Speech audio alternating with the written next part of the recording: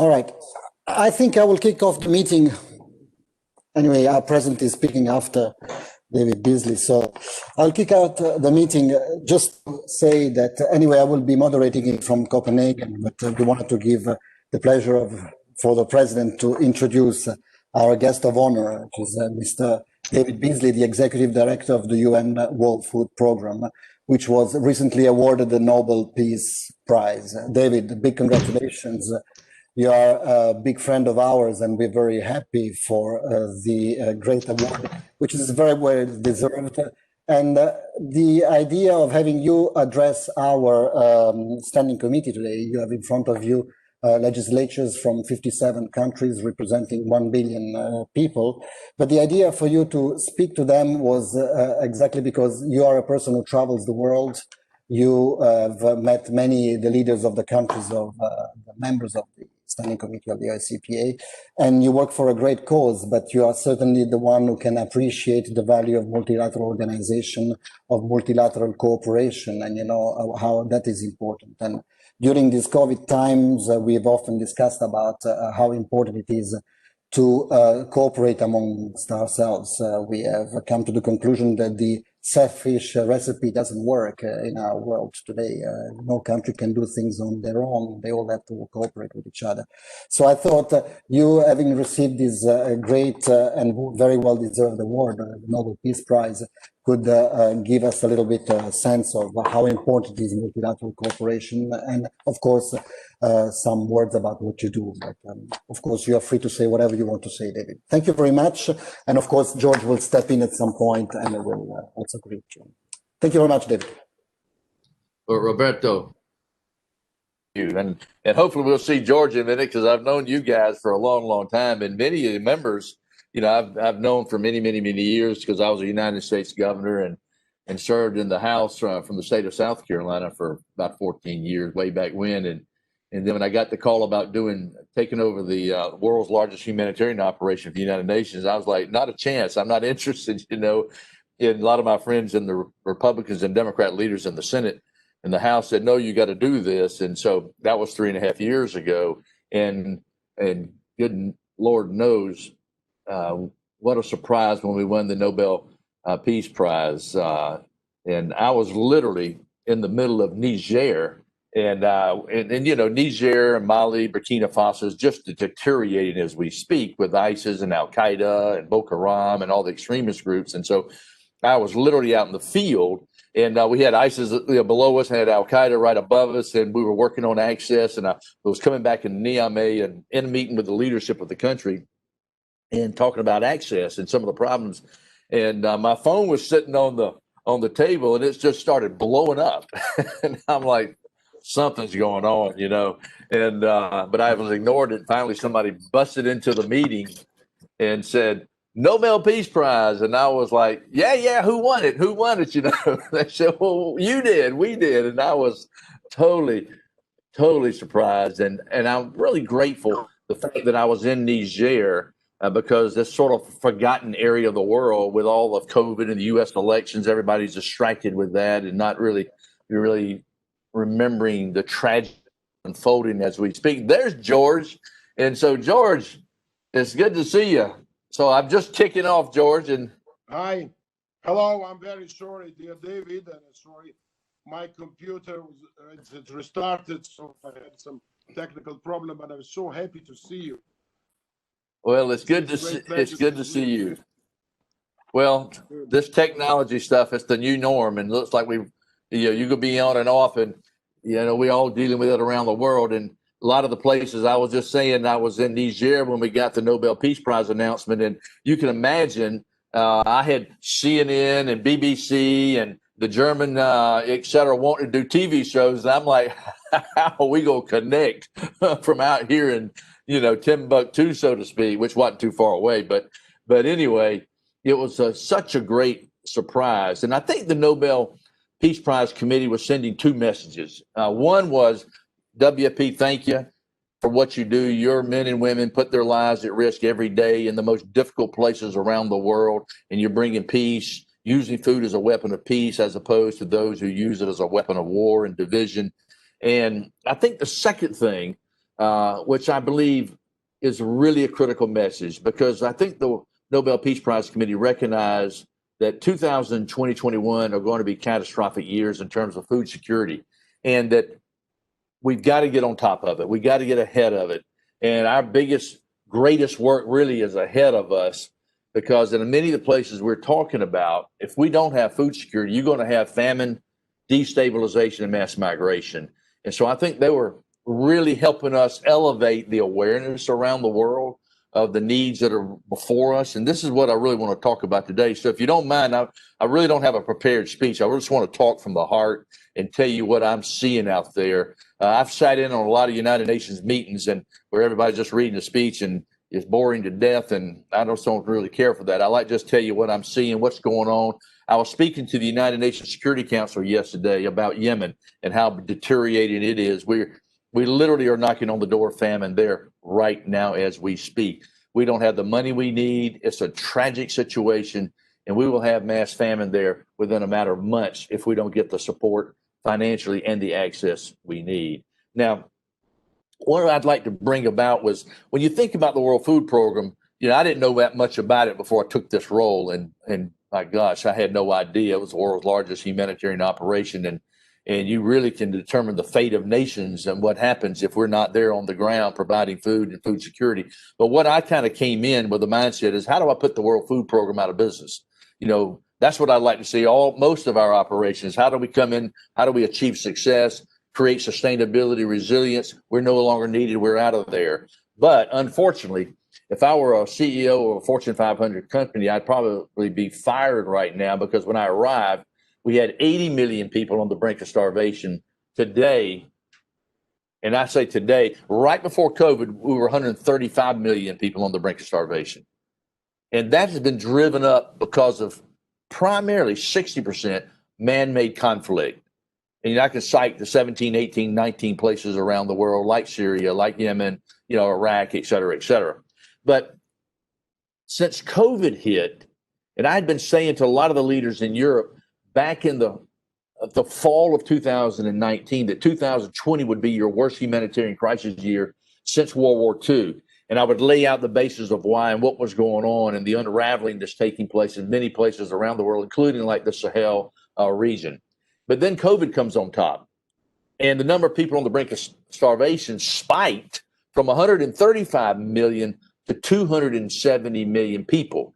And this is when I went to the UN Security Council in April and said, you've got to be careful. Leaders around the world are focused on COVID and really making decisions in a vacuum on a health pandemic, not understanding the dynamic impact. You have to balance out a hunger pandemic with a health pandemic. Otherwise, the cure will be worse than the disease.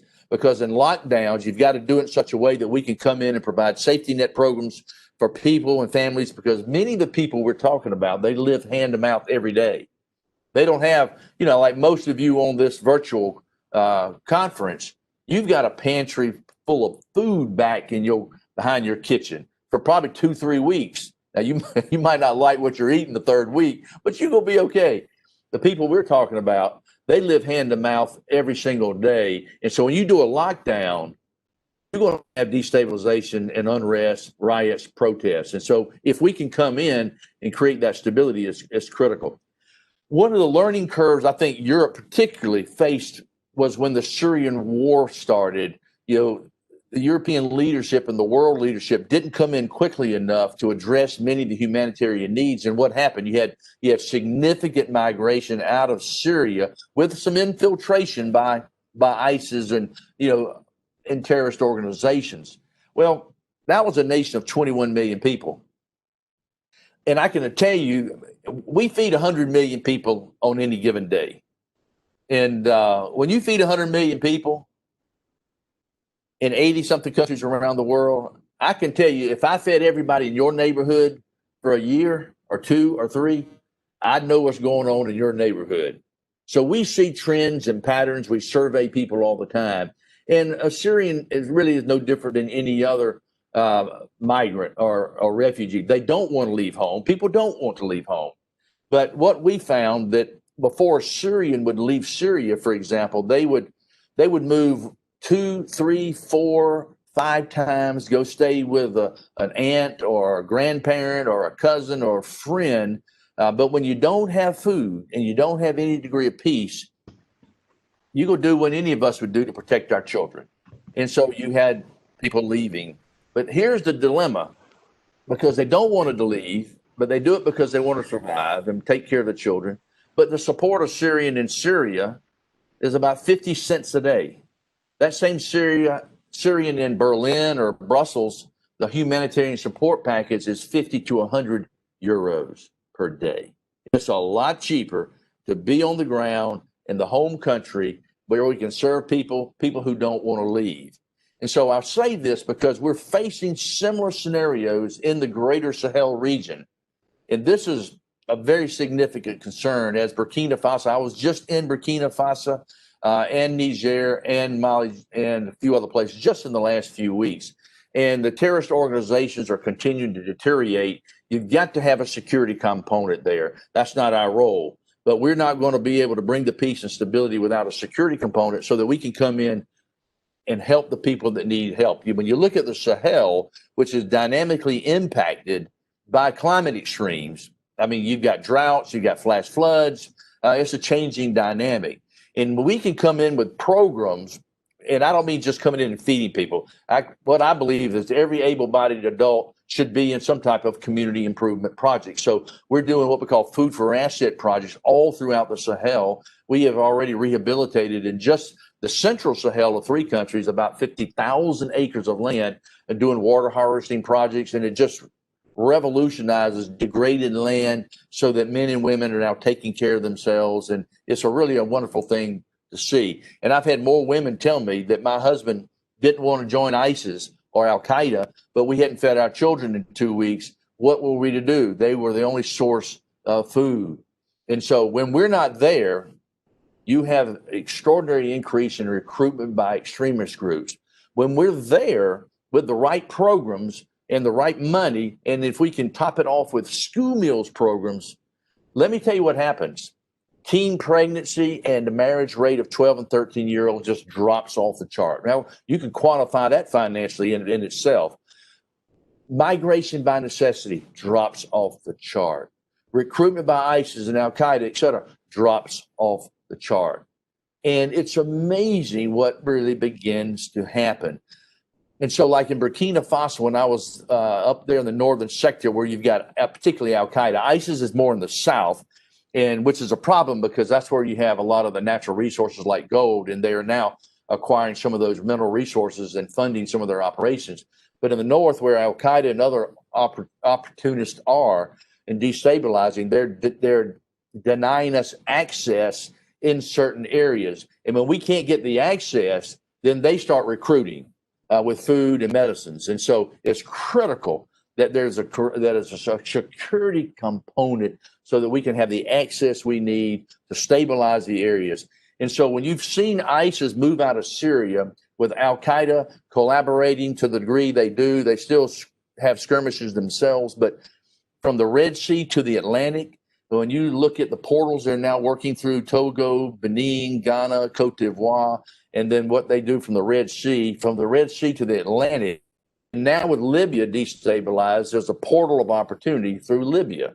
So the last thing we need to do is not be all hands on deck in the Sahel region, because you've got a portal of opportunity. And as I was talking to France 24, this was a couple of years ago, and I was saying then how bad we thought it would be over the next few years. And I said, if you think you had a problem with Syria, a nation of 20 million people, wait till the greater Sahel from the Red Sea to the Atlantic is destabilized. That's 500 million people. And she said, are you trying to scare the European people? And I said, hell yeah, I sure am trying to scare you. You need to wake up and understand how realistic this is. People don't want to leave their home area, but if they don't have food security and they don't have peace, they will. And there'll be tremendous infiltration by extremist groups. So we need to be all hands on deck doing what we do best. Many of your countries on here have really stepped up in amazing ways, and thank you. Some of you can't quite put the monies up that, let's say, Germany, the EU, or the UK do, but you have a voice to be spoken in the EU and other ways that really are critical for supporting in the multilateral context. And so we have seen, let me just give you an idea. When I arrived at the World Food Program, we were about a $5.9 billion operation. The United States was $1.9 billion of that. And Germany, UK were in a few $100 million. And everybody was concerned that Trump was going to zero out the budget. And so what happened, I brought both ends of Pennsylvania Avenue together, sitting down particularly and especially with the Trump team and with the Republican and Democrats in the Senate and the House. And our funding actually didn't go down. We went from 1.9 to 3.5 billion. Germany's funding went from what was 65 million about 7 years ago now to 1.1 billion. UK went from a few hundred million to 700 million. It's down a little bit now because of the economy. The EU has stepped up as well. And this year, when I spoke to the United Nations Security Council back in April and said we are facing famines of biblical proportions if we don't get ahead of this thing, and the world leaders responded. We were able to avert famine for 2020. But here's our dilemma, because the monies we primarily received in 2020 were based upon what? 2019 financial analysis and economic outlooks, which were strong. You passed budgets in 2019 for 2020. So we had a robust economy. COVID comes in and just economic deterioration around the world. And you're talking about $17 trillion worth of stimulus packages, deferred debt for low and middle income countries until January. We use that money for safety net programs. But 2000, we were able to defer famine. But 2021 now is upon us, and we now have all those monies we had in 2020. And the economy is contracting around the world. Many of the countries I referred to financially are trying their best to step up, do what they can. But the low and middle income countries are just being dynamically impacted. You take a country like Ethiopia, desert locust, long-term poverty, 50% of their export revenues is tourism. That's gone. And now the remittances, over $100 billion worth of remittances globally are gone. 2 billion people work in the informal economy. Most of them have lost their jobs. They live hand to mouth every day. And you can imagine the people that lose their jobs in the West first are usually those that are sending the remittances to places like Syria and Lebanon and Ethiopia, Nigeria, et cetera.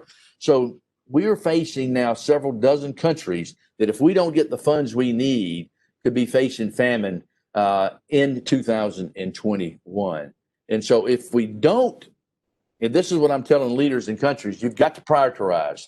It's like the Titanic heading toward an iceberg. We don't have enough money and time to fix everything. Let's focus on the iceberg. Yes, I know you got a broken piece of tile in the bathroom. Let's don't worry about that right now. Yeah, I know you got a little bit of stain on the carpet in the Titanic. Let's don't worry about that right now. Let's focus on the big picture.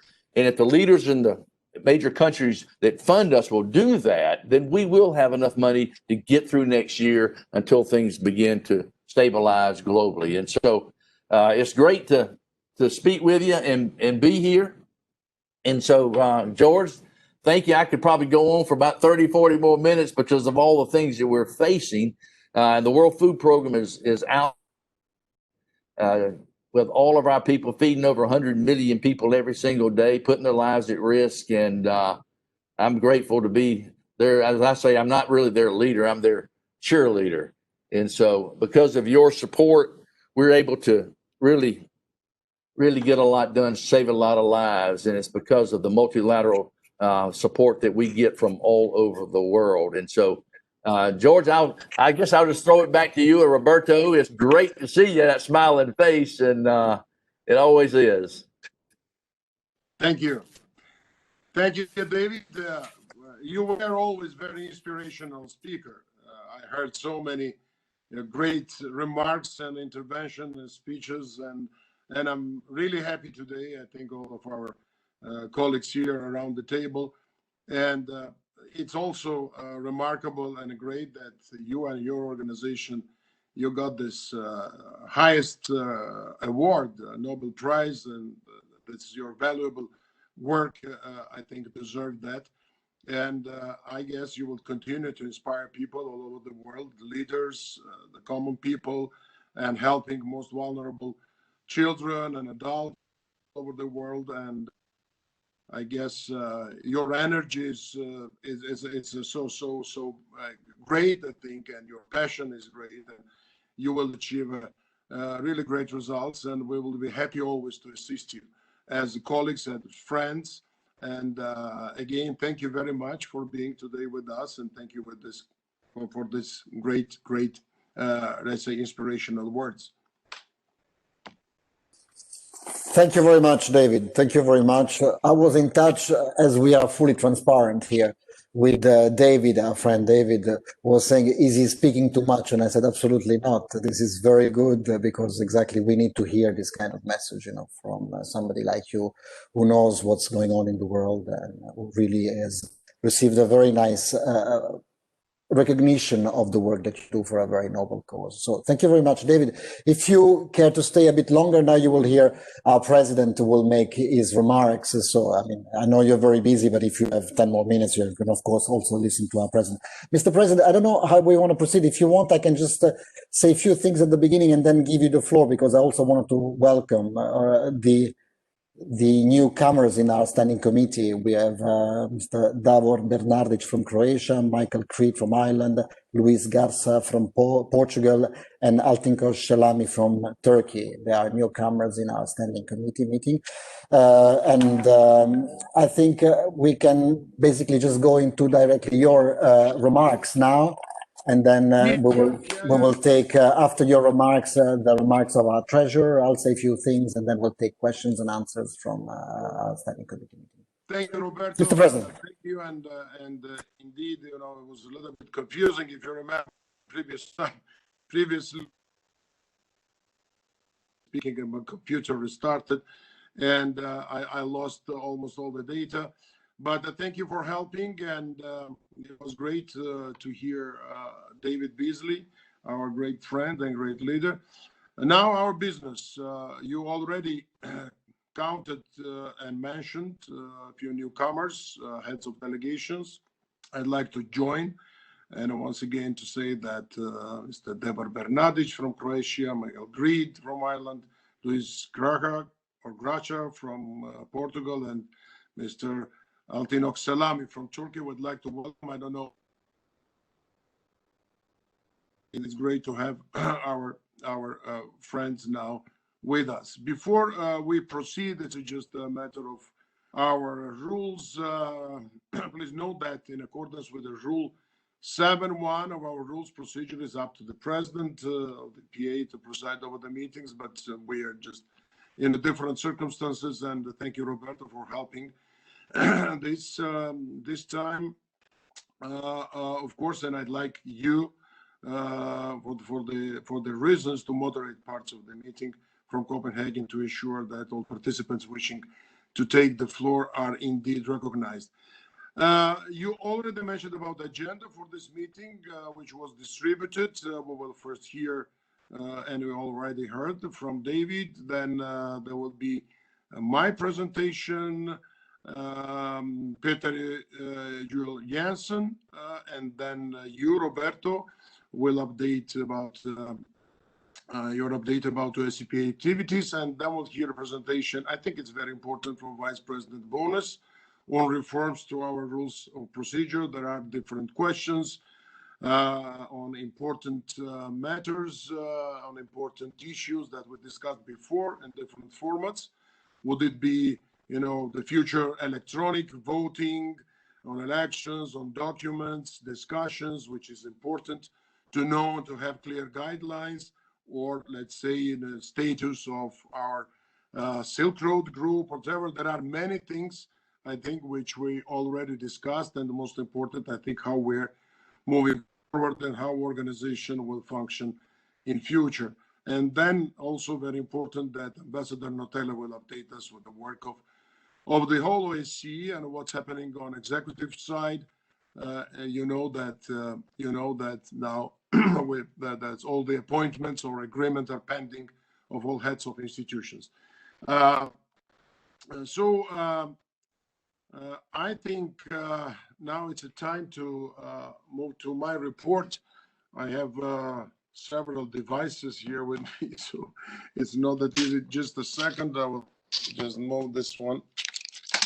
Maybe you see me now? Yeah. Okay. What to do? Well, dear colleagues, dear friends, let me now kick off our internal business with my report. And before I begin, I propose that any question about the next 3 agenda items be grouped and taken following the update by Secretary General Montano. So first and very important, I think, adapting the work of the OSCPA under these very unique circumstances. As you will recall, following our last meeting, we published a comprehensive report on the parliamentary web dialogues and the work of our committees. And again, I encourage you to continue to refer to this document, which is a useful resource for our delegations and our national parliaments to share their experiences, learn about best practices, and together promote wide-ranging responses to COVID-19 challenges. And I guess it was really great work done by many of you, and of course from our secretariat. From July, since we last convened, has positioned to what we call a hybrid plan of activities. We have continued to organize online events while trying to participate in in-person meetings whenever possible. I, for example, had to travel to Denmark in early September to visit our international secretariat and meet the Danish speaker and a foreign minister. And most important, that we, in very important, I would say, group of experts, friends of OSCPA, experienced people, we analyzed and discussed steps forward, and of course analyzed what type of crisis that we have. I have since then been mostly occupied by a very busy electoral campaign in Georgia. It's still going on, not the campaign, but the difficulties here. But of course, I tried and I did as much as possible to stay on top of the issues and participate in online events. Last July, we had hoped for additional meetings in person. We all. For instance, the Life Wellness Seminar. However, given the health situation in many of our countries, it remains more cautious to maintain most of our discussions online. The Ministerial Council meeting next month will itself take place online. And looking forward, it remains to be seen how our winter meeting in 2021 will take place. This autumn, we have strived to deploy robust delegations to fulfill our important mission to support democratic developments throughout the OSCE region. Just a short while ago, we deployed 2 election observation missions to the United States and to Georgia, totaling 77 observers. At the end of August, we also had a small mission in Montenegro. The complications, I want sincerely to thank you all for your continued active engagement in our work and our mission. Of course, the leaders of those missions, but any participant and every participant contributing to this activity. I'm fully aware that it can sometimes put you in an uneasy situation while our governments and parliaments are enacting measures to curtail our citizens' ability to travel. But we have seen since the summer how important it is that OSCE and the international community remains active and engaged in the field of election observation. The OSCE region plagued by conflicts and crises, and we see that. I have closely followed developments in Kyrgyzstan following the recent parliamentary elections in the months to come. It is crucial that the international community show full support for Kyrgyzstan's parliamentary democracy and prevent further turmoil. This is why I think we should consider observing in some capacity the early parliamentary elections in Kazakhstan and the early presidential election in Kyrgyzstan on 10th of January 2021. And we can also hear opinions of our leaders, maybe also.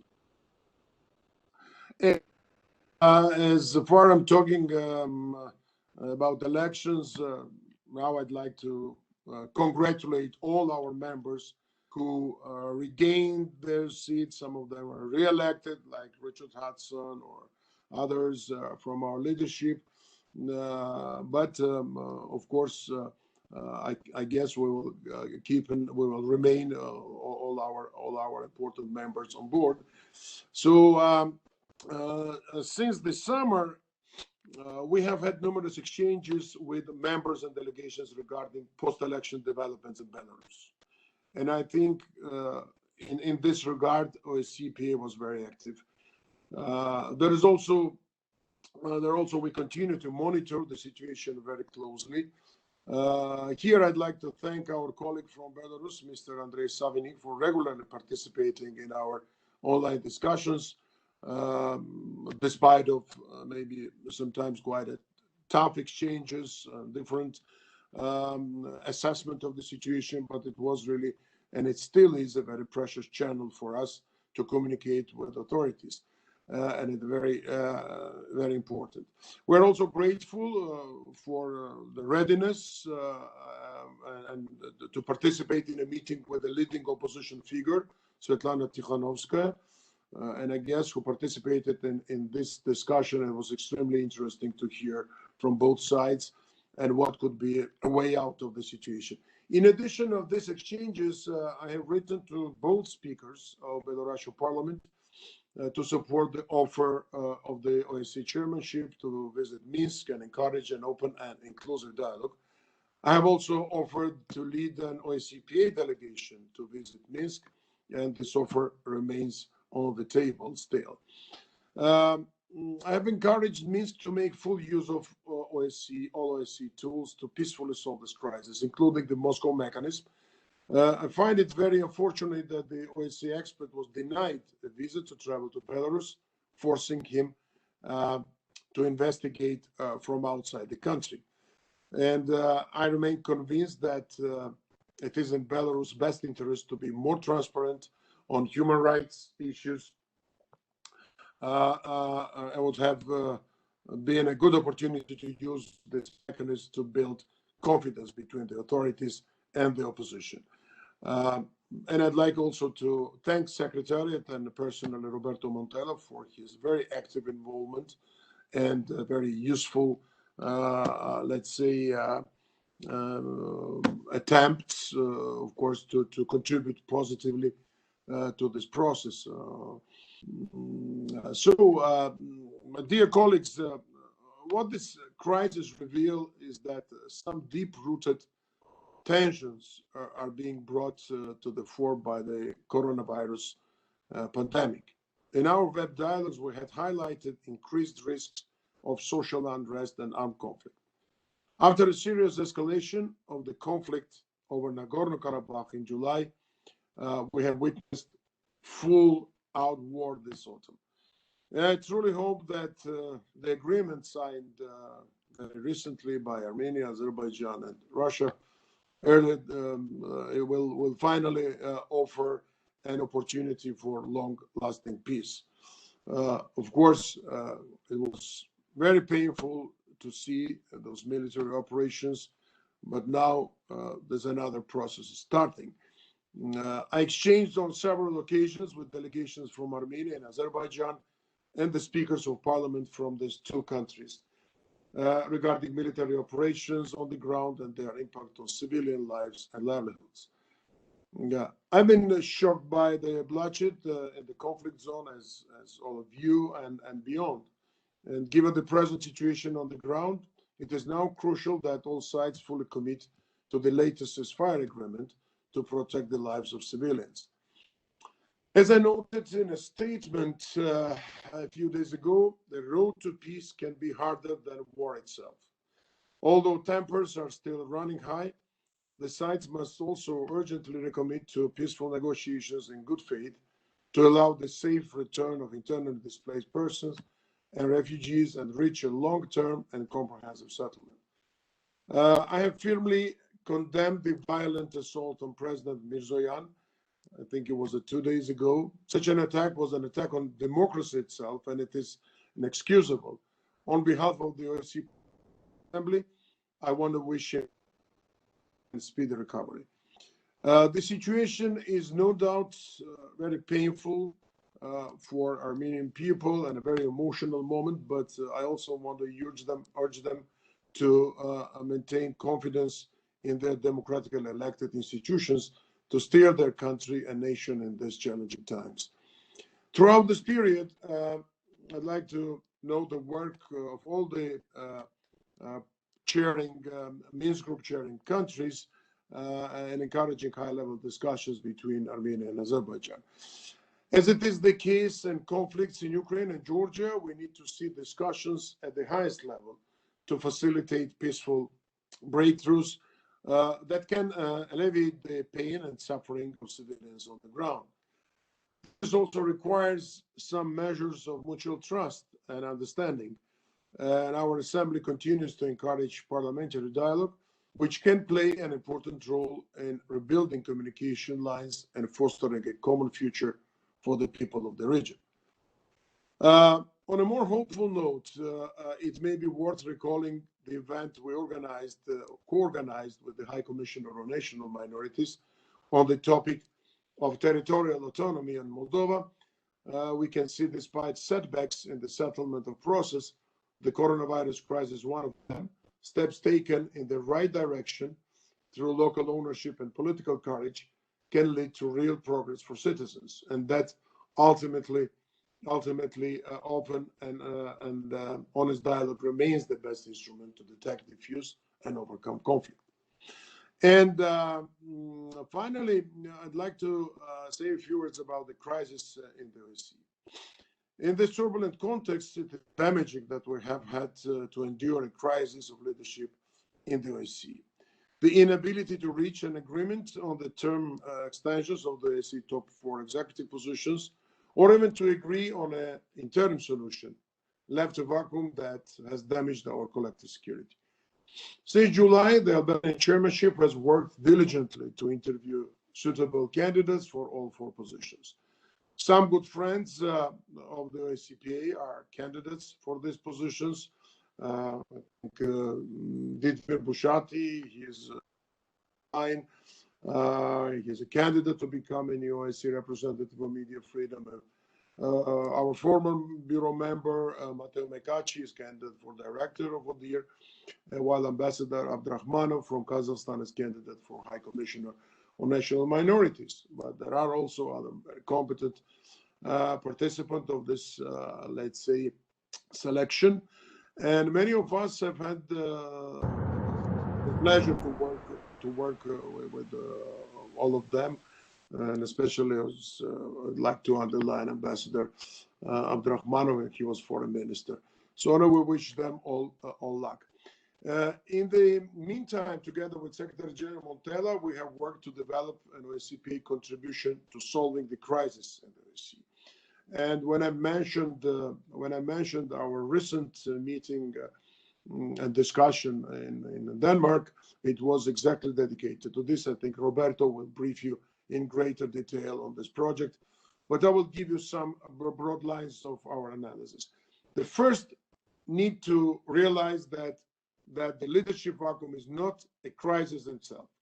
It is another symptom of long-standing and widespread crisis that continues to affect the OSCE, which is largely caused by a total lack of interest for the OSCE at a political level in the vast majority of participating states. This crisis is purely political. The ability to rapidly deploy the special monitoring mission in Ukraine proves that the OSCE can be operational when there is political will.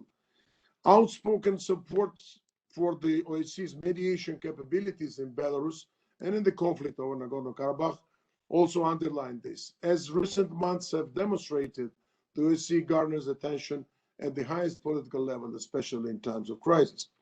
And in order to refocus attention on the OSCE, we must therefore continue to demonstrate what participating states gain from membership. In this effort, it is crucial that together we reinforce multilateralism and maintain the work of the OSCE at the top of our domestic and international agendas, in our home parliaments, in conversation with governments and foreign ministers, and in our exchanges with the international community. It is only through greater cooperation that we can together deal with the COVID crisis and all the other major challenges we have to face. Radicalization and terrorism, which in recent weeks have struck France and Austria, the migrant crisis, or climate change. I believe it is also important for our Assembly to be able to rely on the goodwill and experience of former members who may have moved on to other positions in government, in non-governmental organizations, in academia, or the private sector. And I several times already shared with you our ideas and plans how to make even an institutional framework for this, to involve these people more actively in our work. And finally, and as a part of our contribution to revitalizing the OSCE, this year has encouraged us to take a deep look at our rules of procedure.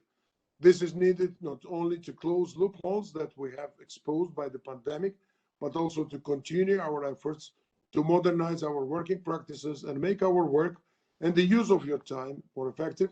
And I look forward, and I'm very thankful to Lord Bonis for his leadership and all the colleagues who are involved. I look forward to the report by Vice President Bonis on this issue later in our agenda. So this concludes my report. I'm sorry for a little bit inconvenience, maybe with my technical, let's say, weaponry here, and your patience. As I indicated and asked you earlier, we can group comments and questions after the report by the Secretary General. Thank you very much, Mr. President. Your report was very all-encompassing. So the good thing is that most of the things have been said by you. So also my report, I will make it much shorter in this moment. But first, I give the floor to our treasurer, Peter Jan-Jurjans. Peter, you have the floor. Thank you. And also thank you to our president. Dear colleagues, nice to see you all, and greetings to all of you, and of course also your families from all of us in Denmark. I very much thank President Territorial for calling this meeting of the Standing Committee. It is very necessary for our Assembly that we maintain our engagement despite the current circumstances.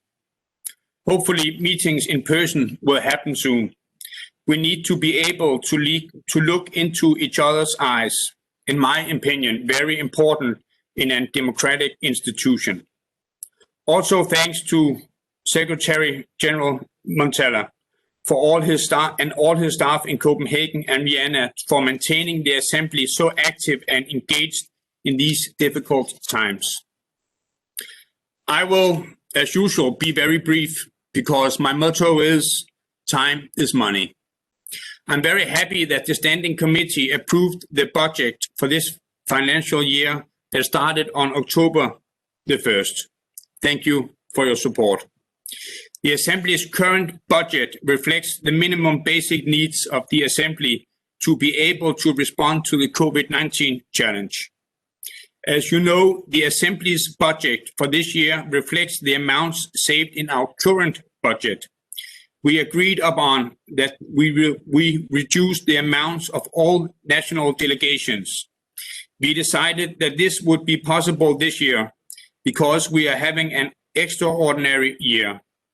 Next year, we will have to go back to normal. That means standard procedures and national contributions will therefore be higher. And hopefully, we will get back to normal. But we have a long period in front of us. And I thank all delegations that they have made their contributions available. Our external auditor in Copenhagen, Pernille Dupont, will soon finalize preparing the audit for the last financial year, 2019-2020, that we just concluded. I will be able to report on the audit to the Bureau in December, and in accordance with our rules of procedure, I will report to you in Vienna at our winter meeting. I can advance that all indications suggest that we will be giving a positive assessment for our financial management. It will also be a pleasure in advance that the OSCE Parliamentary Assembly continues to remain within our approved budget. I conclude by stressing the words of our President. This Parliamentary Assembly has always functioned and continue to function in an extremely cost-effective and efficient way, thanks to the continuous support, commitment, and solidarity of all national delegations. Thank you. Thank you very much. Thank you, Peter, for your work, and I'd like to underline that you have excellent cooperation with our Secretariat and all this work on budget. It's transparent, it's competent, and as you mentioned, we'll have also international and very professional audit, which the results of that will be later on, as you mentioned. So once again, thank you very much. And now I'd like to ask our Secretary General, Roberto Montello, for his remarks. Please, Roberto, the floor is yours. Thank you very much, Mr. President. Thank you, Peter, for the excellent report. As you said, time is money. I will try to be brief as well. But I think what is very important to underline, as I come immediately after your report, is that we must always work in the maximum transparency. And I very much appreciate that you are just above my head here in this building, so you can see how we are managing our resources and finance. And thank you very much also for the work that the audit is doing. Since last Standing Committee meeting on the 7th of July, we've continued to work in a COVID mode, dear friends. The PA meaning of COVID mode means that we are active, present, reactive, forward-looking, and to the extent possible, we try to meet and show up in person. Telecommuting is our way of functioning in this period.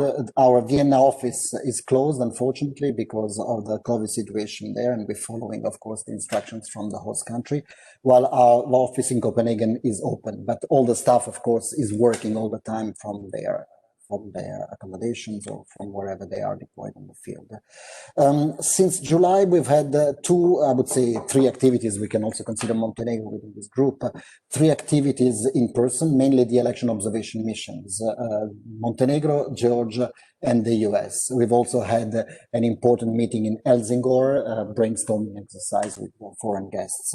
First of all, I would like to thank the leadership of our election observation missions. This time were 4 women: Ilona from Albania, Kari Eriksson from Norway, Margareta Sederfeld from Finland, and from Sweden, and Pia Kauma from Finland, and of course, Michael Link from Germany. They were the leaders of our last 3 election observation missions. These were 3 important elections, but I would focus mainly on the 2 that we just had in the last 2 weeks. In Georgia, it was a very important election observation mission. We had Elona and Pia, 2 female leaders of these observation missions. We worked very well with you, dear. There's been, of course, also a difficult follow-up situation to this election. President Tsereteli mentioned some of it, and I'm sure in the debate some of these things will be discussed.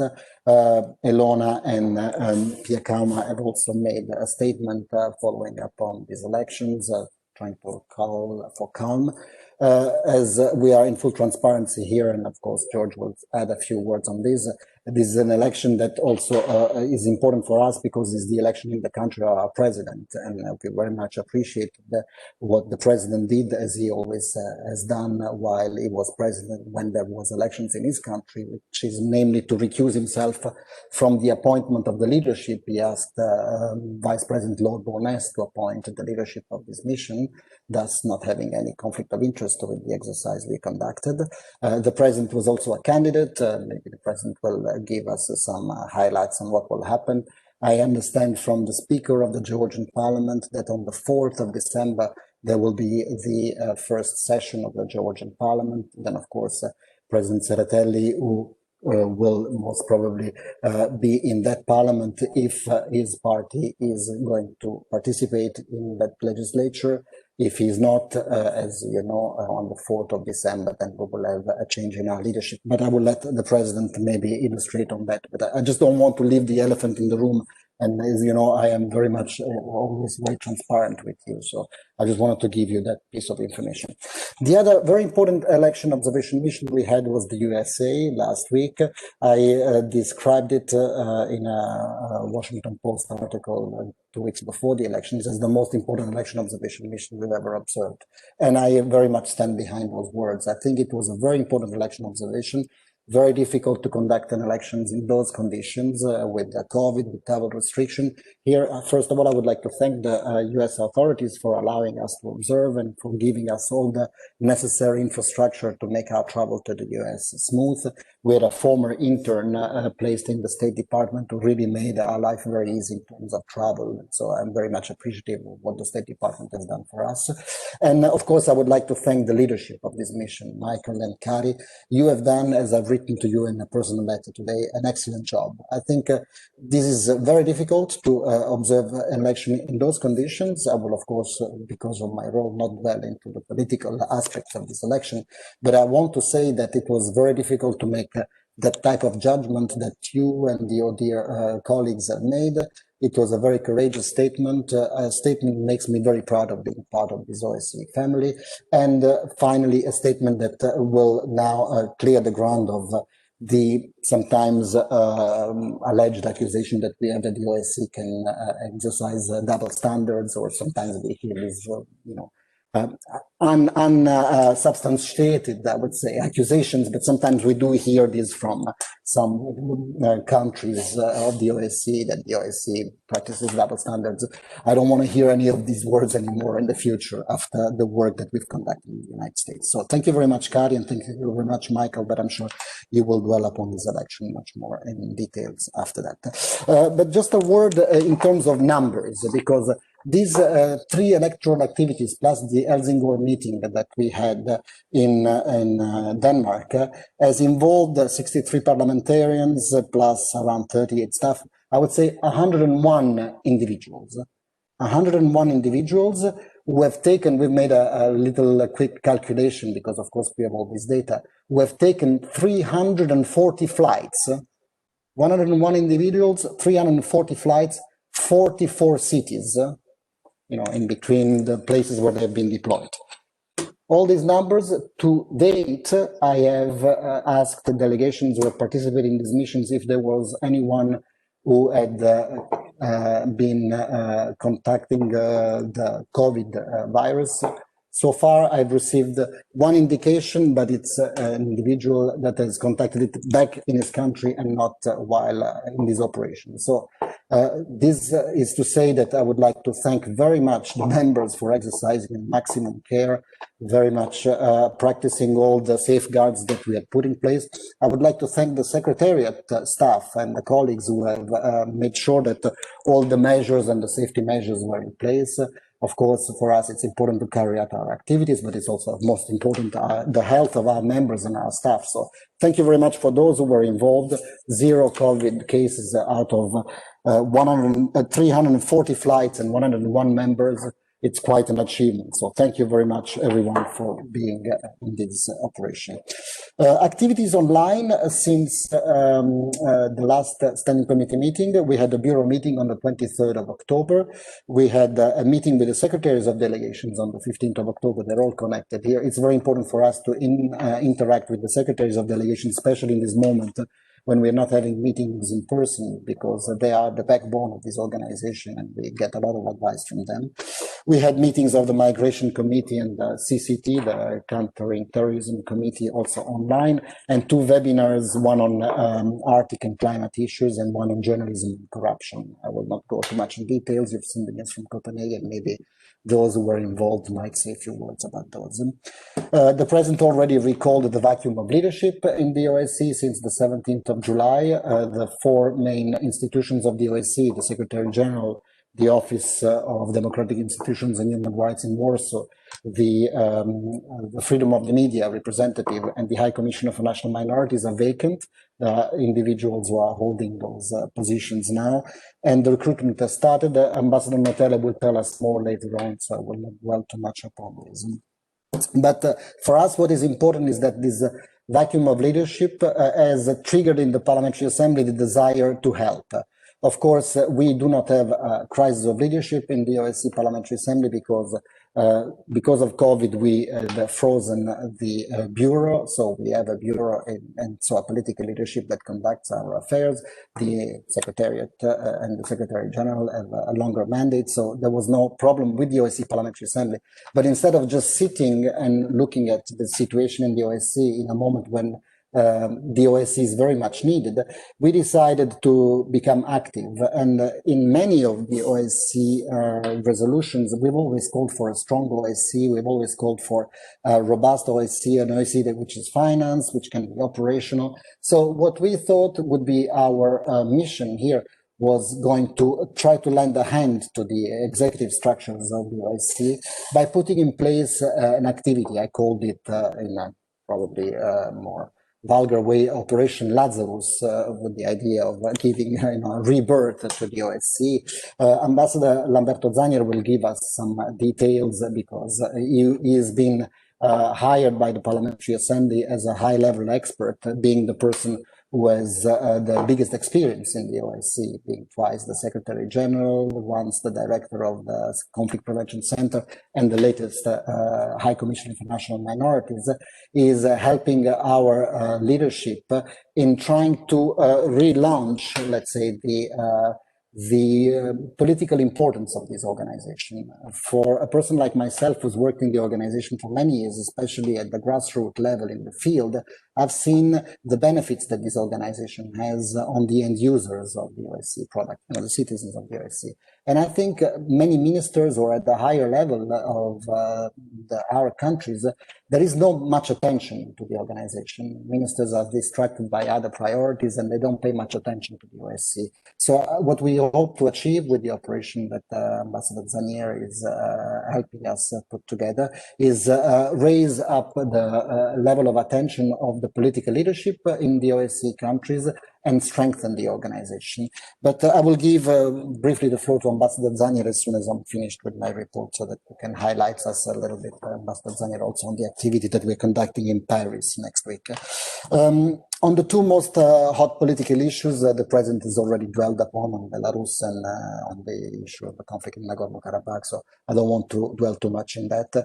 We have very much appreciated Andrei Savitnik's engagement with Svetlana Tikhanovskaya in a bureau meeting that we had on the 23rd of September.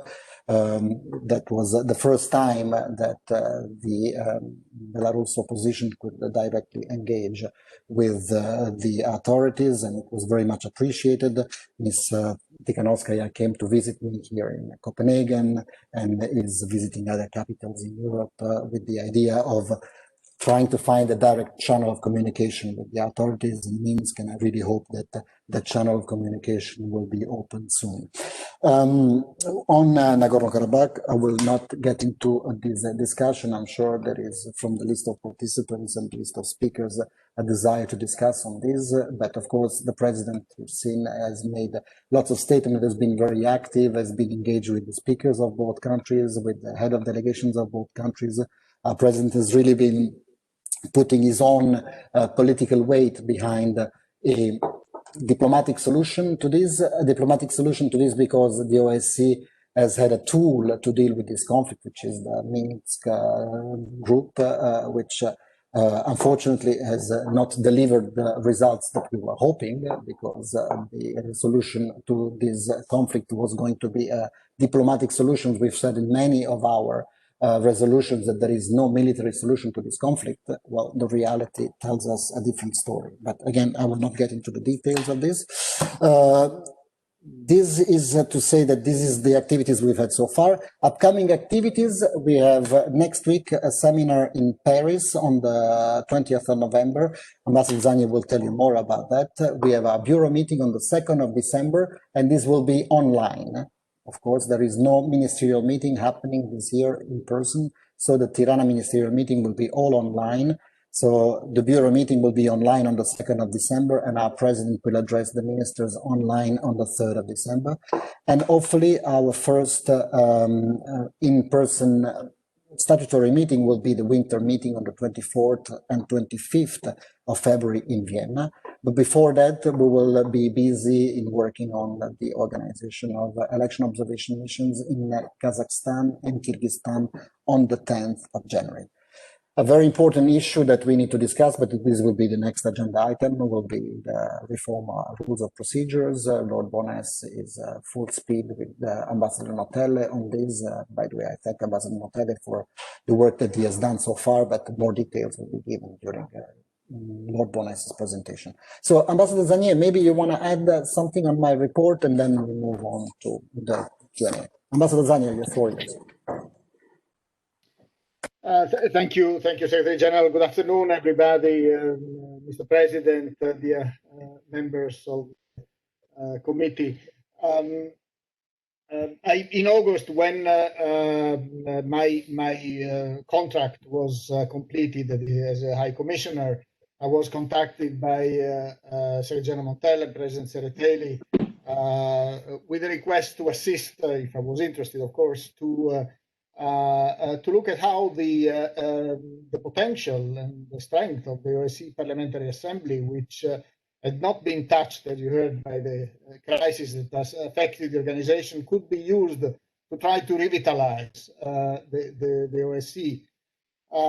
As you have seen this year, because of the institutional crisis, and more generally also because of the insufficient political investment of the organization, the OSCE has not engaged as it could have been in many of the crises that have surfaced in front of us, and therefore I think this calls for reflection, and this calls also for a stronger expression of support.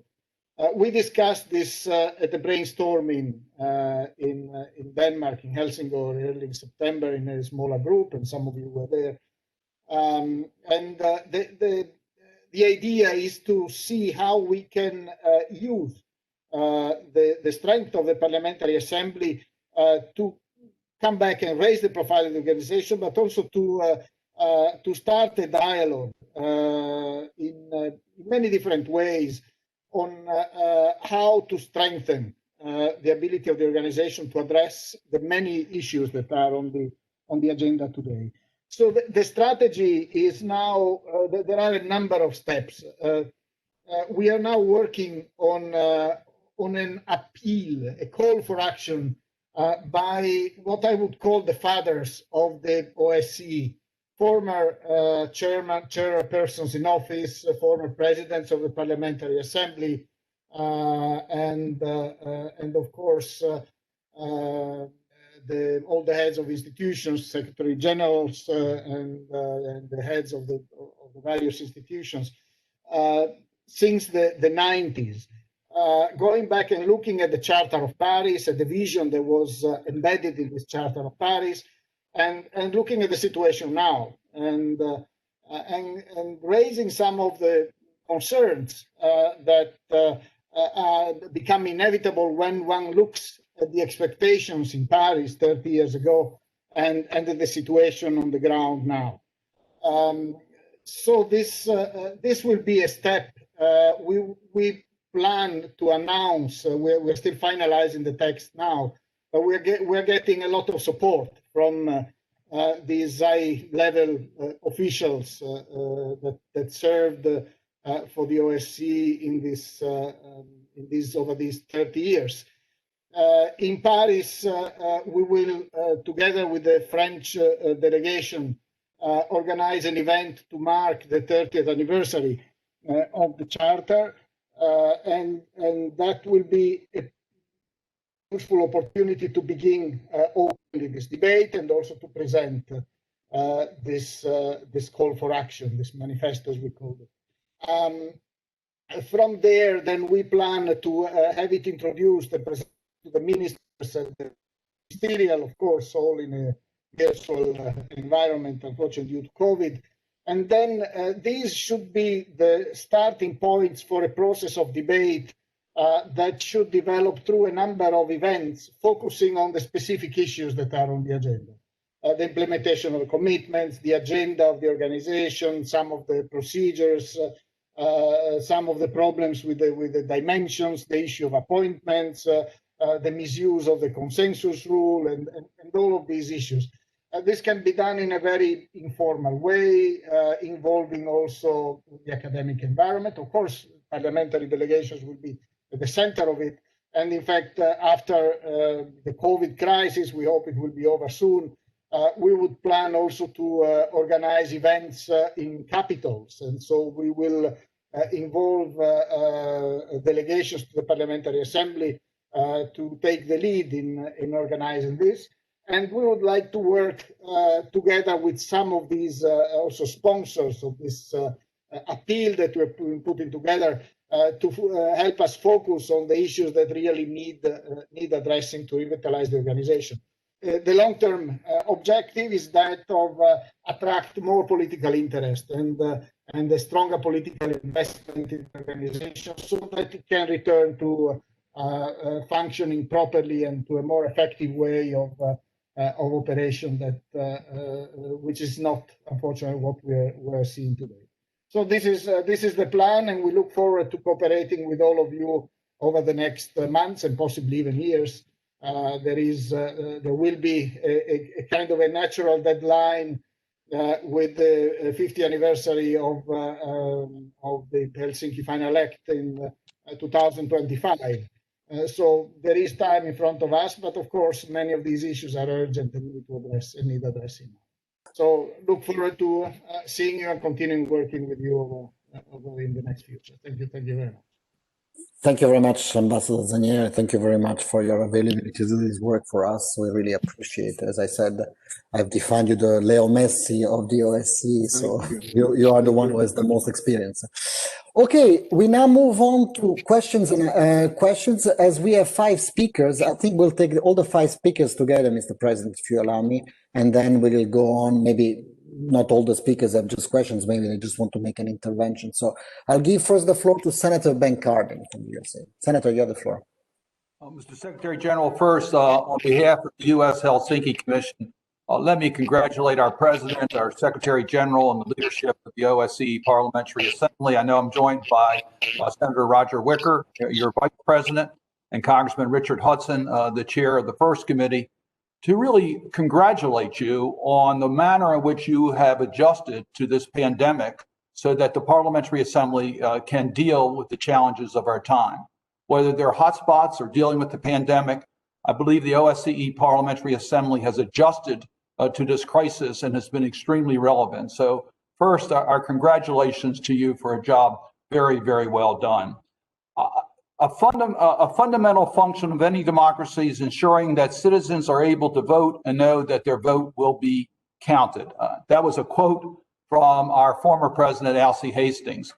I send you greetings from Alcee. He is undergoing treatment and could not be on the call today. I know, and I ask that we all keep him in our prayers as he is dealing with his health concerns. I want to thank, as the Secretary General has pointed out, those who have been involved in the observation missions, election observation missions. It is not easy to cross the Atlantic and to observe an election in the United States. And I thank you all for your participation in our election. I had the chance to address the parliamentarians through video when they were here. And we very much appreciate the fact that they really added to the importance of the observation role of the OSCE Parliamentary Assembly. So congratulations to all who participated in that election. The United States, we're very proud of our democracy. We recognize that no democracy is perfect. We all need to be on a path towards improvement. And as the special representative of anti-Semitism, racism, and intolerance of the Parliamentary Assembly, I am particularly sensitive when I see racial and religious tropes used to try to influence votes, or where there are areas where we could improve in voter participation, where some try to disenfranchise those who are eligible to vote. So we obviously are monitoring this very closely in all of our states, including in the United States. I've introduced legislation to deal with some of these issues on disenfranchisement and to deal with other issues on intimidation. But I think we can all acknowledge that the overwhelming participation of Americans of all backgrounds in our election demonstrates the continued vibrancy of our democracy. And then again, I thank you all for your observations, and I can assure you we're going to continue to try to improve in America and help all the states within the OSCE in their free and fair elections. I do want to acknowledge the horrendous terrorist attack and offer our condolences of what happened in Vienna, the home of the OSCE, and the street outside the synagogue that survived Kristallnacht. So it's a particular concern that we all recognize that the victims came from various faiths and ethnicities.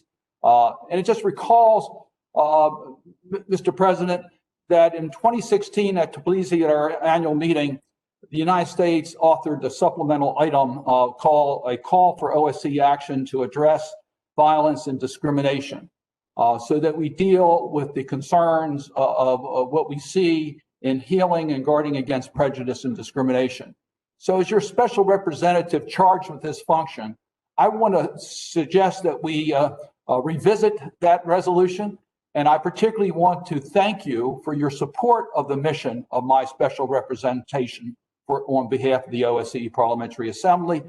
You have done that through your actions, the forums that you've held during this pandemic, because you recognize the pandemic does add pressure to these types of issues, and by your statements. So thank you very much for your support, and I'm proud to represent the Parliamentary Assembly in this area.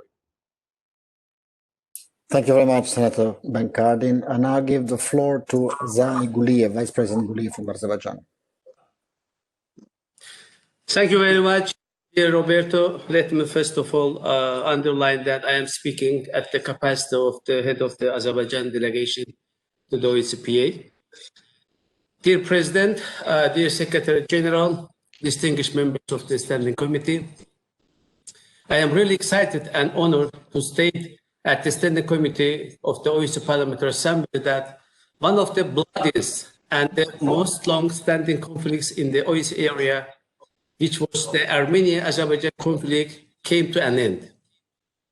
As you know, on September 27, the Republic of Armenia launched a new wave of aggression against Azerbaijan, deliberately targeted densely populated civilian areas, cities and villages far away from conflict zone. As a result of the artillery and rocket attacks of Armenia, 93 civilians were killed and 407 wounded. Armenia was the first OSCE member country which used the banned cluster bombs, Scud missiles, and white phosphorus against another OSCE member country, Azerbaijan, for massively killing the innocent civilians. These are obvious war crimes committed by political military leadership of Armenia, who must be held responsible for such inhuman acts. Dear colleagues, in response to such brutal attack, Azerbaijan took the counter-offensive and retaliatory measures, resulting in full collapse of occupant forces.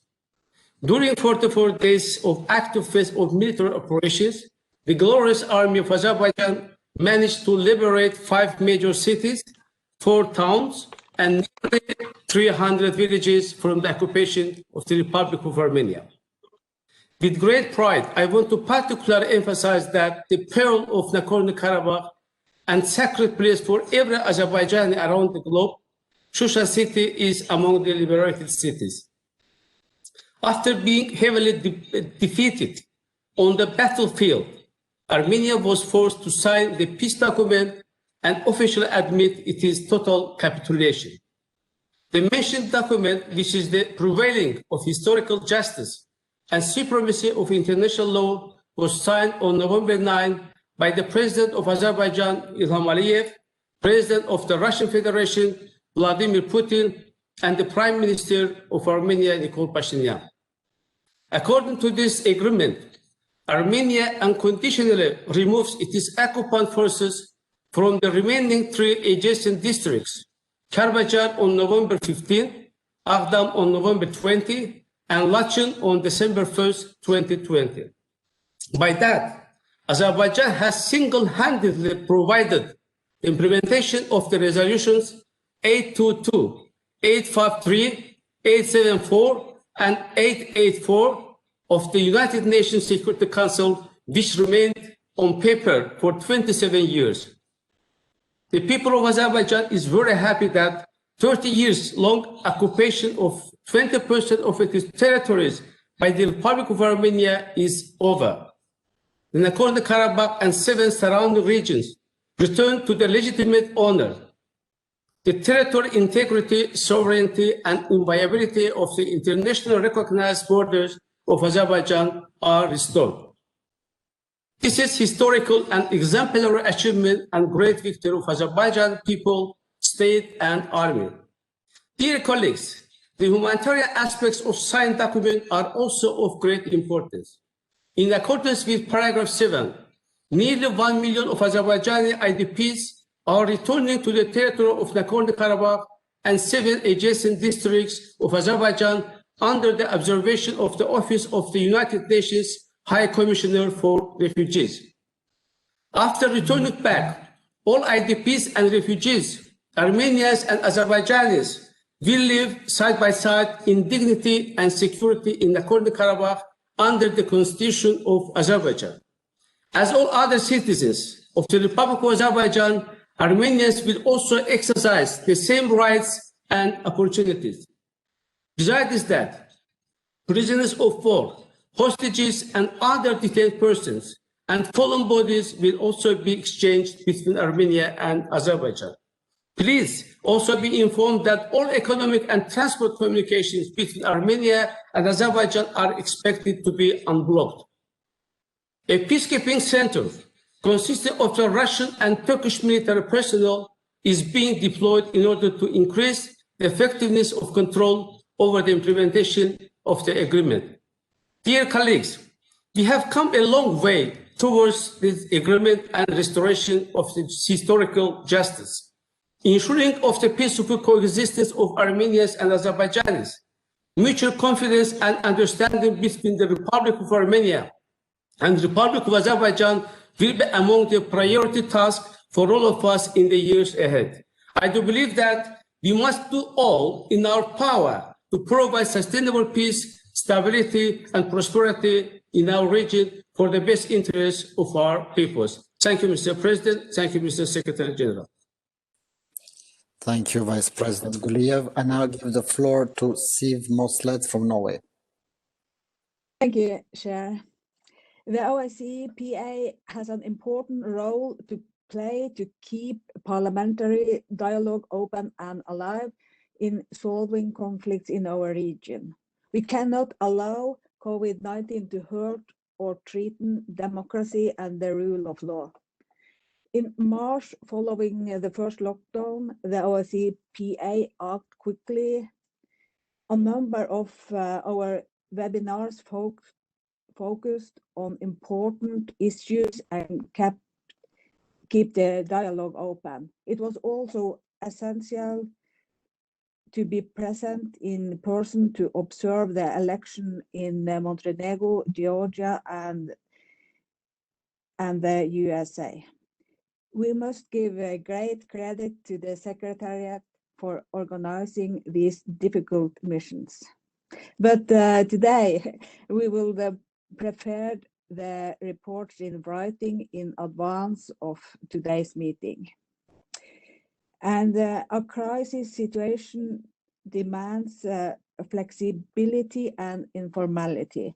However, now that the extreme situation continues, we must make sure that we can make formal decisions and anchor them in the OSCE PA.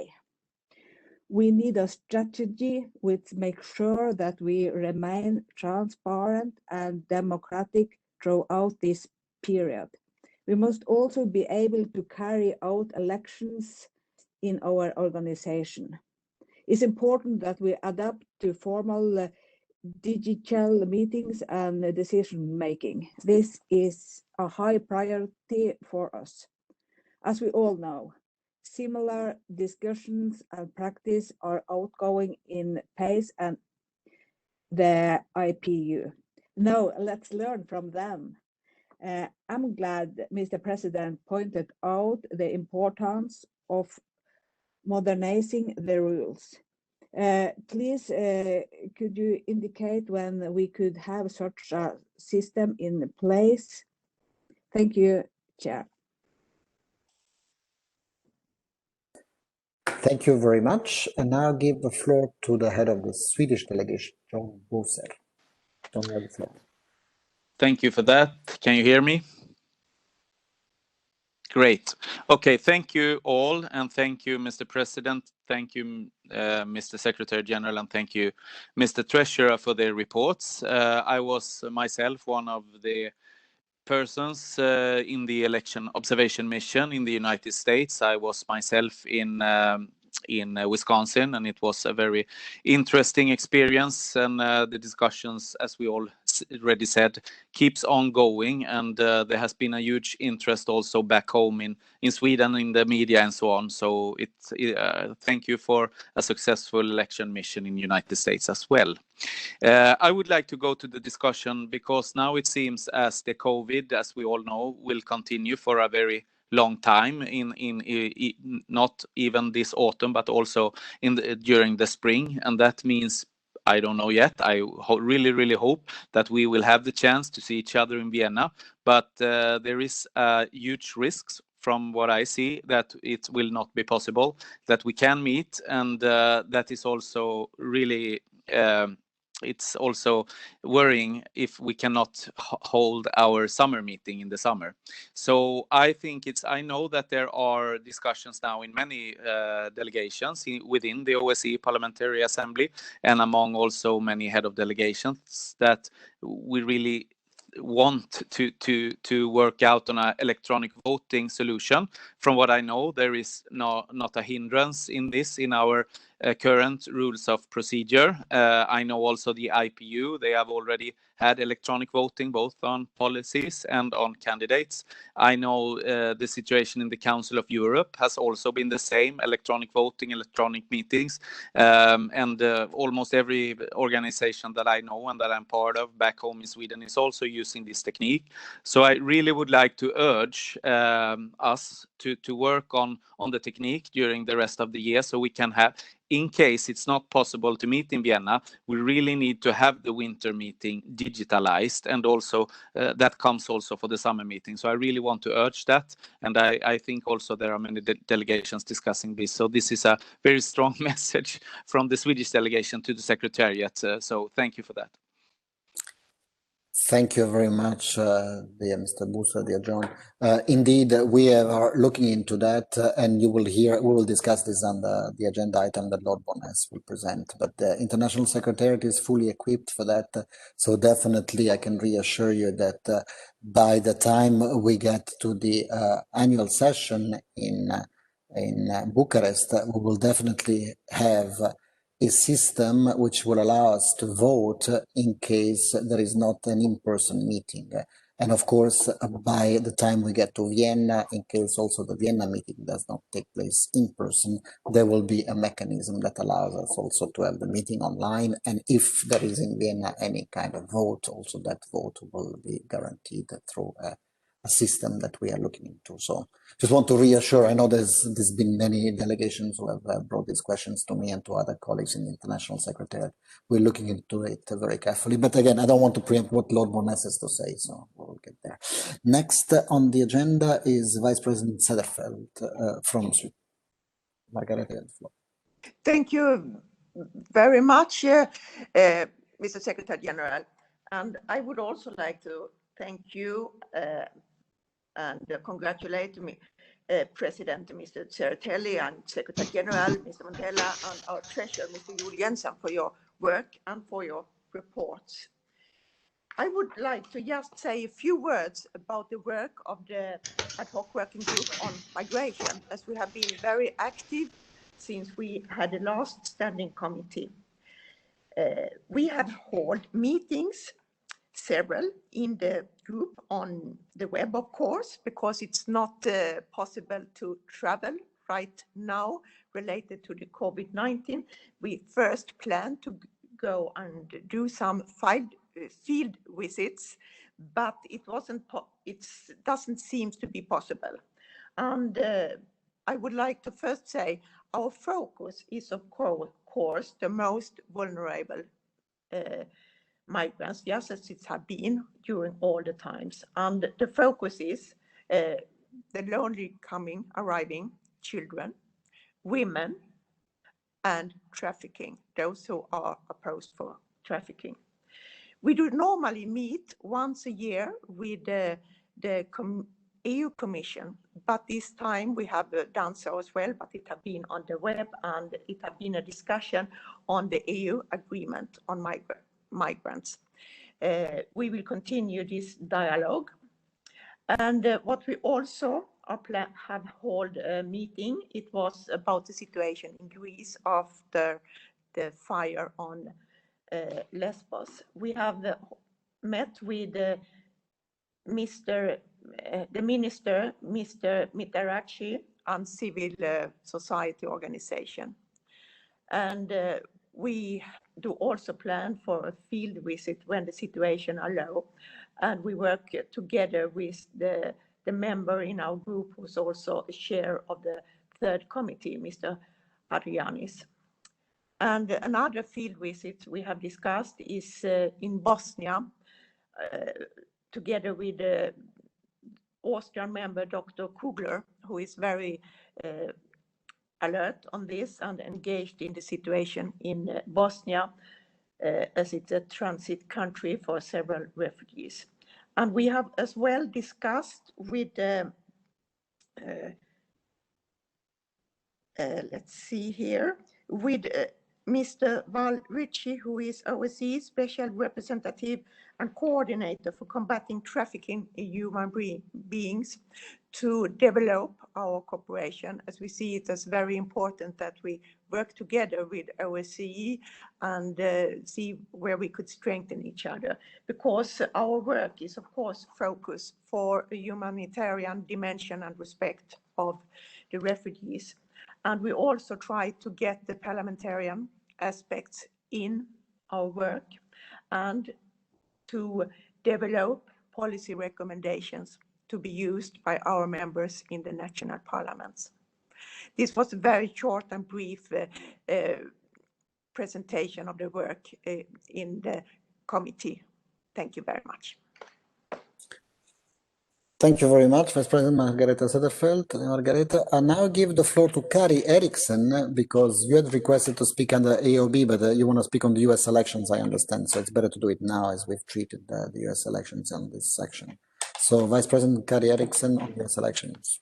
Go ahead. Thank you very much, Roberto. And first of all, I want to say hello to new members in the Assembly. It's very nice to see that there are new members coming and that there is a circulation in the OSCE Parliamentary Assembly. That's a good sign for the future.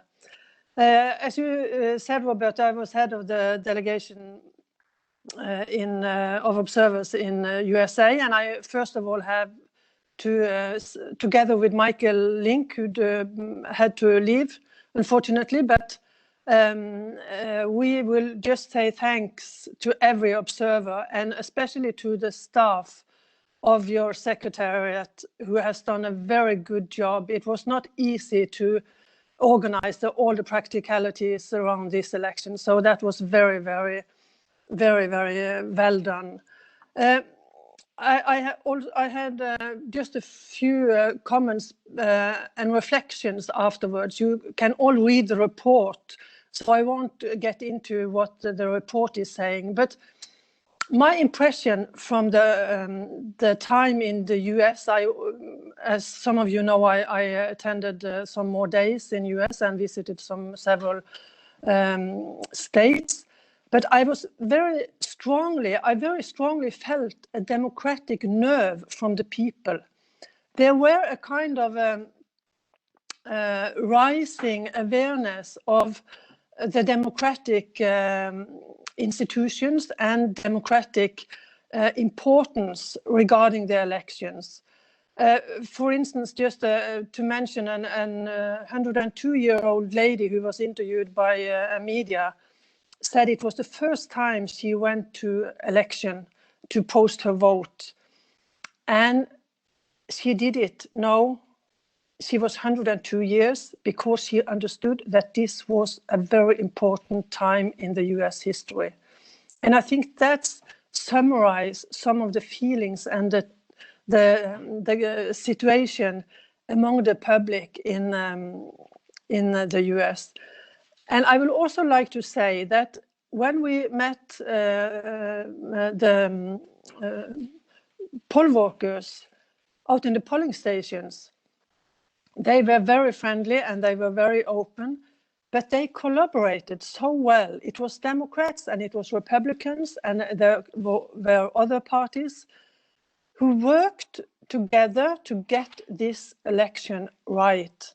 And I think that is also an important experience to bring back to the standing committee from this election, in accordance to, of course, the report, because there were critical issues in the report and there are many challenges in the US elections. But I just wanted also to raise this because it's an important element to the knowledge and the experience about the election. And so that leads me to that I'm worried about the situation as we can read at this moment and the reports from the US.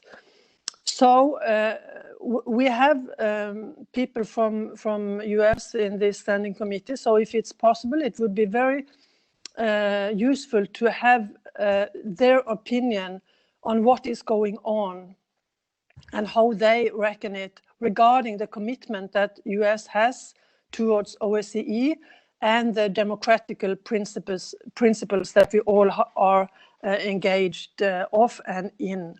And that leads me to my second point, which is about observation missions. Because I think it's also urgent that we as parliamentarians raise this question in our own parliaments, how we can ensure that there will be possibilities for some observers to monitor election missions during the pandemic also.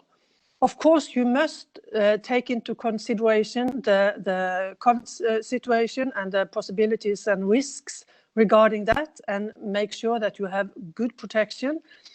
But I think in a crisis like this, it is so important that we can activate all the democratic processes that can survive, or no, not survive, but make a circle around our core values.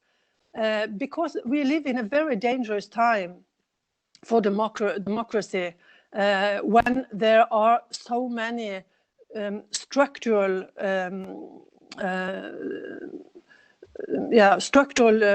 issues that is not in function. And when you don't have the structural things going, then there are a huge chance to that the mistrust and the conflicts are arising also in our own organization. So that was my two statements, but it's very important to bring it on to the standing committee, the importance of both electoral observations and the formal structures that we have to value and really care about. Thank you. Thank you very much, Vice President Eriksson, Diakari, and thank you very much also for accepting to go there longer and early in the US and observing also the in-person vote and the mailing ballots in Michigan and Colorado. I very much hope, as I said, that also when the ODIHR will present its final report, they will wish to do so together with yourself and Michael Link, so that it gives also more weight when the final report is presented to the authorities in the US.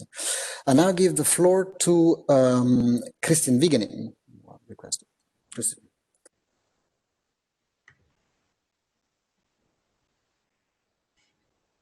Thank you, Roberto. Can you hear me? Because I had problems with the micro. Okay, thank you very much. Thank you, Roberto. Thank you, President Tsereteli, about the reports and the information that you gave us, and also the other colleagues who reported on different aspects of our work. I would say that maybe in the future we can focus a bit more on the discussion, and maybe some of the information you give us could be sent in advance in files, papers, time on that. I don't say it's a waste of time, but it's at least something that we can do in advance, to get it in advance. Well, I just wanted to say a few words on the situation in Nagorno-Karabakh and what happened in the last several weeks.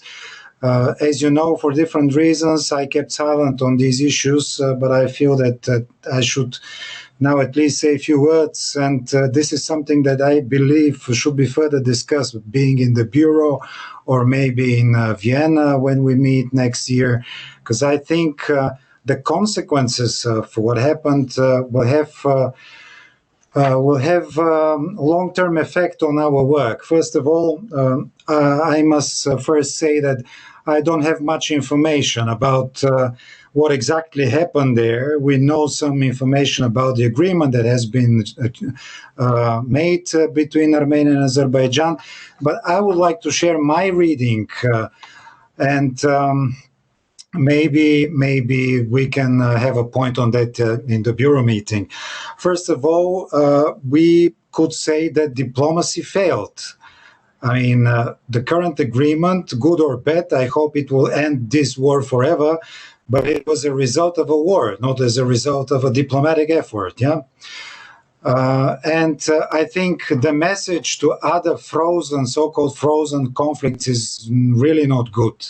It means that you can discuss and have diplomatic efforts for years, for decades, but finally the way to solve something is by war. So I think this is bad. Second, I think Minsk Group failed for one reason or another. They could not achieve the goal that they were tasked by the OSCE, and I think this Minsk Group now should be dissolved, because I don't see any role for the group as it has been established from now on. I don't know how sustainable this agreement will be, how it is going to be confirmed by the Armenian parliament. I don't know exactly what has to happen from now on, but definitely OSCE, and that's my reading, is out of the game, let's say. OSCE for the moment has no role. It's Russia and Turkey that says control over the peace agreement there. On the Russia and Turkey will play a role in keeping or in enforcing this agreement that has been made. There is no role for OSCE there. I don't see it. So I think we need to have some at least information how OSCE, the governmental side, sees of what happened there. And finally, I remember, Roberto, you asked colleagues, is there something that the Parliamentary Assembly can do when the hostilities started again some time ago? I did not say anything, but my feeling was that we have no role. When the war is there, we have no role as Assembly. But now I think, since there will be peace, hopefully, maybe the OSCE Parliamentary Assembly could now, from now on, play a certain role in maintaining the peace and building confidence between Armenia and Azerbaijan, between the communities in Nagorno-Karabakh, maybe in the Bureau, and maybe in our meeting in February next year, we can speak about certain role that the Parliamentary Assembly can have from now on. Not having again kind of special representative, maybe yes, I don't know, or maybe kind of task force that can enter in this game. But for sure, this agreement is fragile because one side feels defeated and the other side feels a winner. And when this happens, we have a stronger role. International community has to be very careful what will be from now on. So if this agreement has to be sustainable, we need to play a role there. And final remark of what I see in this agreement, it seems that Nagorno-Karabakh will be divided. That's again, it's not a very good message. So part of it obviously will be controlled by Azerbaijan. The other party, not directly, but maybe indirectly, will be under control on the Armenian side. That's something we wanted to avoid, yeah? And it seems that happens now. Finally, bad peace agreement is better than a war. If this is something that both sides will keep from now on as a sustainable solution, let's support it, let's play our role, and let's see what we can contribute with. Because again, I finish by saying that it seems quite a fragile thing, and yeah, now OSCE has to play a certain role there, and our assembly even more. Thank you. Thank you very much, Vice President Vigenin, dear Christian, especially for being very clear and undiplomatic. And I really like when we are very clear and we make our messages very well heard. Absolutely, a role for the OSCE parliamentary. Yes, Mr. President, one second. A role for the Parliamentary Assembly. Maybe during the Bureau meeting we can discuss. Mr. President, before I give you the floor, I just want, because I forgot to say it before, because many delegations have asked for documents in advance. So I apologize if you did not receive, but there was no written report from me to distribute in advance, and there were a few remarks for the President. But now we have the President's remarks in written and the Treasurer remarks in written. So if you accept, we will distribute those once they are cleared with the Peter Jan Jurgensen and with the President. But as this was, you know, a kind of an informal meeting, we did not normally distribute the blue folder with all the documents. But I heard many delegations have requested those. Mr. President, please, you have the floor.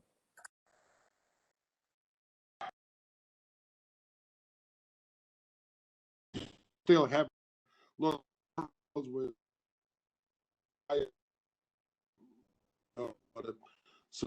some error here my computer, so I'm now switched to another. Maybe I missed not hear everything well. Just I was listening to Christian Vigenin.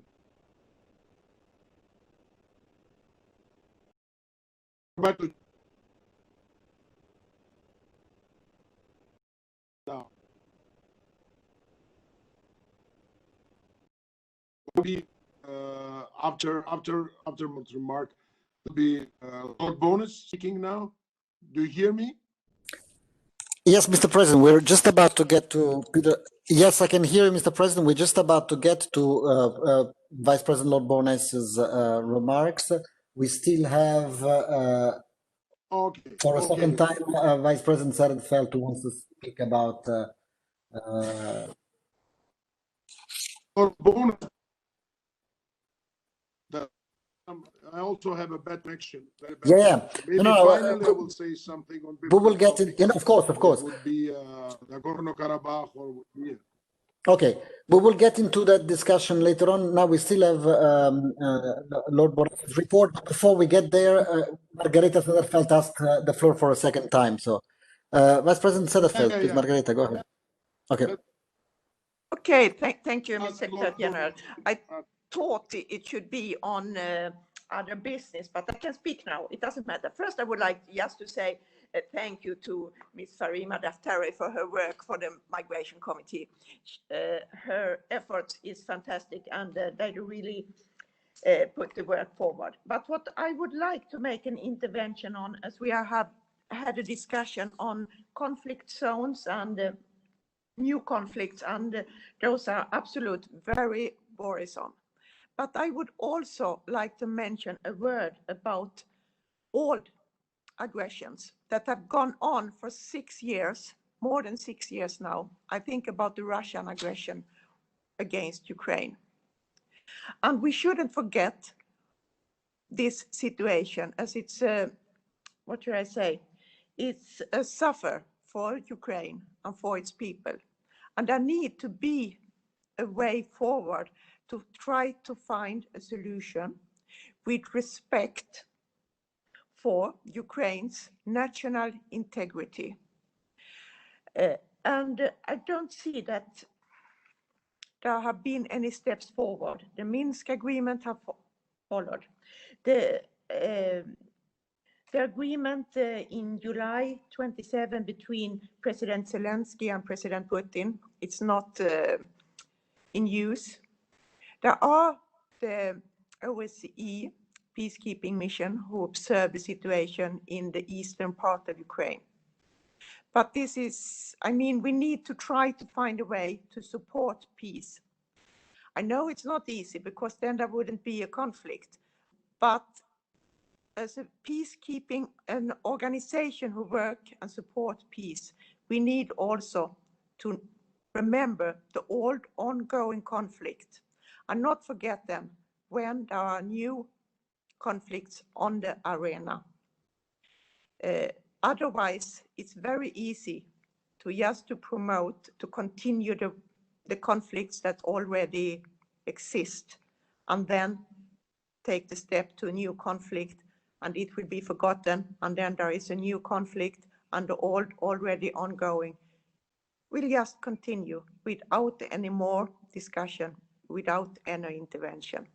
And that was what I would like to raise, because the Russian aggression against Ukraine is still there. Thank you very much. Thank you very much. We have two more speakers and then we move on to Lord Bones's report. Vice President Guliev for a brief clarification, and then Barbara Basrush from Poland. Guliev. Thank you very much, dear Roberto. I deemed the necessity to make some clarification. I first of all thank Christian Beginning for his remarks concerning the failure of the Minsk Group co-chairing countries. It is really very unfortunate to be witness that the Minsk Group co-chair didn't yield any results for the peaceful solutions. The fact that the solution has been reached by military forces, it was not the choice of Azerbaijan's side. Azerbaijan was very sincere and constructive at the negotiation tables for about 30 years. We had been waiting for justice and long-lasting solutions. Unfortunately, it was not the case. But of course, now we can easily say that the conflict is over. And we do hope that finally the reconciliation between two countries, Armenia and Azerbaijan, will be achieved by the efforts of the two sides, by the efforts of the two people. What concerns as far as concerned of the last remarks made by Beginning, saying that Nagorno-Karabakh is divided, I simply cannot agree with that, because Nagorno-Karabakh is not divided. Nagorno-Karabakh is an integral part of Azerbaijan. If you mean that the peacekeepers deployed in the area that is inside of Nagorno-Karabakh, it doesn't mean that Azerbaijani sovereignty is limited in that area. The role of peacekeepers is just to make sure that hostilities are end, and there would not be any type of violence, and they will make sure that the returning of the IDPs and the refugees to their home, to their place of origin, are provided with security and safety.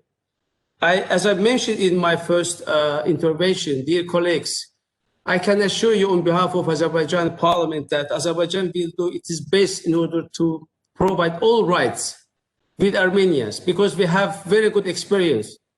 While Azerbaijans and Armenians living side by side in Georgia, in Russian Federation, in other areas. As you know, Azerbaijan in Baku, we have in Baku more than 30,000 Armenians. They are living, enjoying their rights, they're exercising all the rights that exercise the other citizens of Azerbaijan. So coming to the last point, the role of the Parliamentary Assembly, of course, I have been always in favor in playing the huge role or significant role in tackling this issue. This is a very painful issue, very painful issue. But unfortunately, my voice having been heard at the level that could really make some difference in the conflict. When I was talking about this issue that OSCE should be enough, decisive in pushing implementation of the international adopted documents, but unfortunately, I didn't get enough support. I fully agree that it is a signal for other conflicts, because if the people or countries are saying that there is no way, to have a solution by peaceful means, they will jump to that scenario.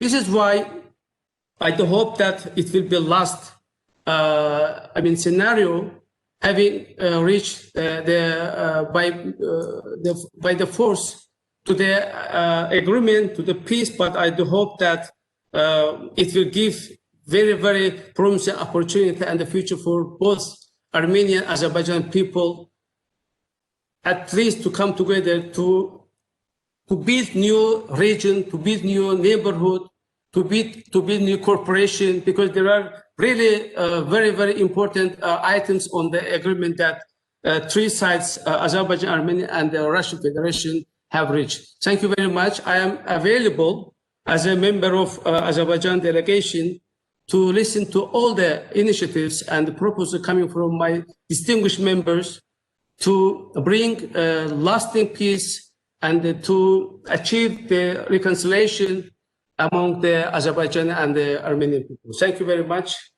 I do hope that it was helpful to understand the position of Azerbaijan side again. Thank you.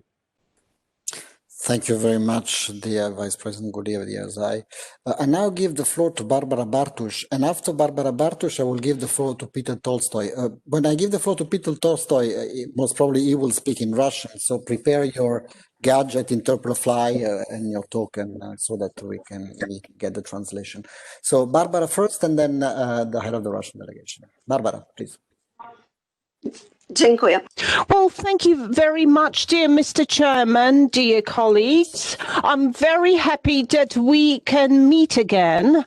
Well, regrettably, these are not one-on-one meetings, but nevertheless, I would like to thank you very much for extending the invitation to the Nobel Prize winner, David Beasley, the Executive Director of UN World Food Programme. So let me repeat after Roberto. It's never enough talking about it. So I would like to take this opportunity to note what we've said about migration, Syria, aid for Syria. Ever since 2016, with votes of its PMs, Beata Szydło, Mateusz Morawiecki, Poland is focusing on helping people on the side. So Polish assistance in Syria ever since 2016 has been very specific. So this is the future direction. This is the future way forward for all countries, for all assistance organizations. I would also like to thank President George Territorial for his report and very important words that he said. The COVID pandemic has highlighted the impact of consolidating and implementing democratic values. We are very concerned about the situation in Nagorno-Karabakh and the number of victims, especially among civilians. We declare our sympathy for victims and their families, and we also appeal for observing international humanitarian rights, including protection of civilians in war-stricken regions.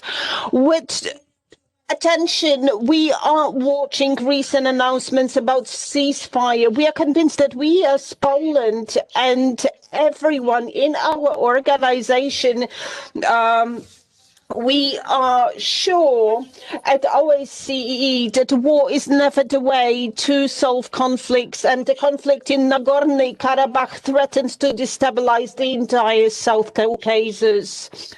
So right now there is an urgent need to discuss an international program for reconstruction of damaged regions in Nagorno-Karabakh, because winter is coming, which is very severe in this mountain region. Poland is ready to consider its participation in talks on possible reconstruction and development of Nagorno-Karabakh. We, as Poland, we have already paid 100,000 euros to the account of the International Red Cross Committee to support victims on both sides of the conflict. OSCE is accountable for prevention of conflicts and solving existing ones, including the prolonged conflict in Eastern Europe. Regrettably, the situation in Nagorno-Karabakh and also in Ukraine, Moldova, Georgia is not stable. We are very worried by proofs of common violation of human rights in Belarus. We are very active on the international scene to defend civilian rights in this country. So we urge Belarusian authorities to cease violating such practices like use of force in relation to participants of peaceful demonstrations, torture, and inhumane treatment of detained persons are missing. We urge authorities to release political prisoners, journalists, and human rights activists. So following violations of human rights in Belarus, we are urging the government to release prisoners, political prisoners, and journalists to follow fundamental rights, to bring to justice perpetrators, and introduce structural changes to Belarusian legislation. So Poland has already embarked on preparations for its chairmanship in OSCE next year. The objective of our chairmanship in 2022 will be to restore confidence, to act as an integral in-between and a mediator between member parties with respect of OSCE values. To meet challenges faced by OSCE, we have to revisit the basics. We need to stay true to principles embedded in the final act of Helsinki, while OSCE still has a pivotal role to play in terms of its political and military commitments. And last but not least, I would like to stress that hopefully we will meet in traditional formula soon. And let me take this opportunity to say that Poland is not an exception. We are looking hopefully to efforts on the vaccine. Good news are coming, and they seem to breed hope that next year's meetings will be held as they usually are, because cooperation is about meeting other people. So last but not least, I wish a lot of health to everyone and greetings from Warsaw. Thank you very much. Thank you very much, Ms. Bartusz. We hopefully, absolutely hope that your wishes will come true in the next year. I give now the floor to the head of the Russian delegation, Peter Tolstoy, and please use your applications for the translation. Mr. Tolstoy, you have the floor. Thank you very much, Roberto. I will speak Russian if we have a translation.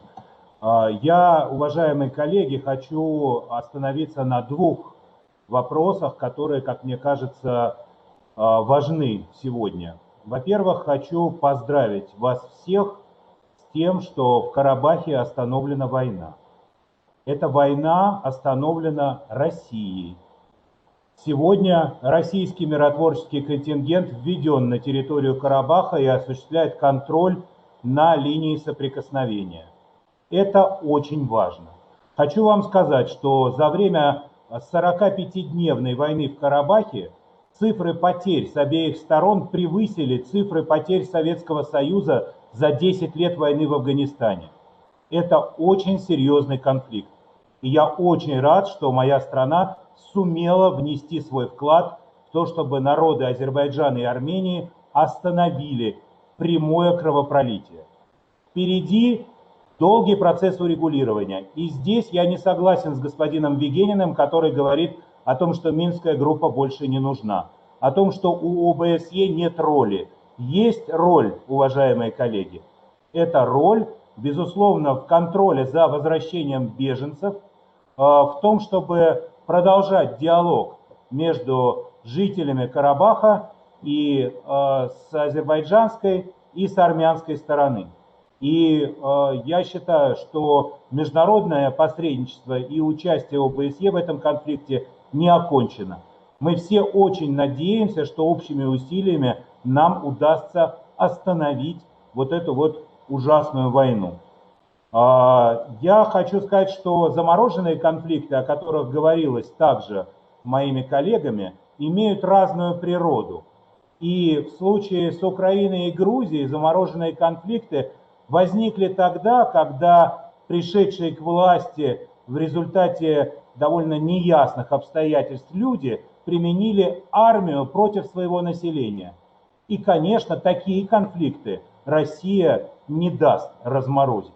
Хочу также заверить всех коллег в том, что солдаты-миротворцы, представляющие Российскую Федерацию, будут четко следовать своим обязательствам, и ни один волос не упадет с их головы, что бы ни говорили политики в различных столицах. Теперь второй вопрос, который, как мне кажется, также должен быть обсужден в нашей организации. Я, конечно, разделяю несколько такой благостный взгляд на вещи, который здесь прозвучал со стороны некоторых коллег. Тем не менее, хотел бы выразить свою озабоченность в связи с процедурой выборов в Соединенных Штатах Америки. Как получилось так, что эта некогда образцовая демократия стала посмешищем для всего мира? Как получилось так, что 60 миллионов человек голосуют по почте, а 90 миллионов голосуют задолго до дня голосования? Как получилось так, что большинство американцев сегодня не могут понять результата своего выбора? Как получилось так, что международных наблюдателей не пустили на избирательные участки в 17 штатах? Если вы считаете, коллеги, эту ситуацию нормальной, то я считаю, это ненормально. И, как мне кажется, нашим американским друзьям пора применить к себе правила, международные правила, связанные с избирательным законодательством, и послушать миссию ОБСЕ, которая наблюдала за выборами, и сделать соответствующие выводы. Потому что зачастую мы слышим упреки со стороны наших американских друзей в том, что кто-то что-то не соблюдает. Но так для того, чтобы эти упреки произносить, надо сначала научиться соблюдать самим правила и изменить свое выборное законодательство так, чтобы вашим собственным гражданам был ясен итог выборов, который до сих пор не ясен в мире никому. Поэтому мне кажется, что эта тема также должна обсуждаться нашей организацией. Здесь нет стран, которые подчиняются правилам, и стран, которые правилам не подчиняются. Эти правила одни для всех. Большое спасибо, уважаемые коллеги. Thank you very much. And I think it is now time. I see that other people are asking for the floor, but could we agree that we move on now to the report of Lord Bones, because it's very important, and then we will take on, because we have an agenda item, which is also any other business where we can discuss also more general issues. This was more the moment where we ask questions to the President or to Peter or to myself on our report. So let's suspend it for a second, this more general debate, and let's continue after Lord Bones. So Vice President Bones, I think I give you now the floor, and we will discuss the most important business there. Lord Bones, you have the floor. Well, thank you. Thank you very much indeed, Roberto and Mr. President, and good afternoon to all colleagues, both old and new. And I'm sorry we're not meeting personally.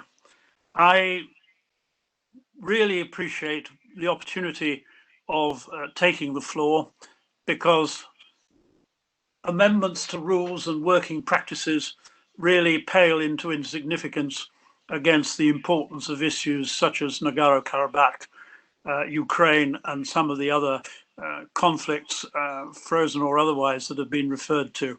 And I understand that, and I understand the desire of members to talk about those issues.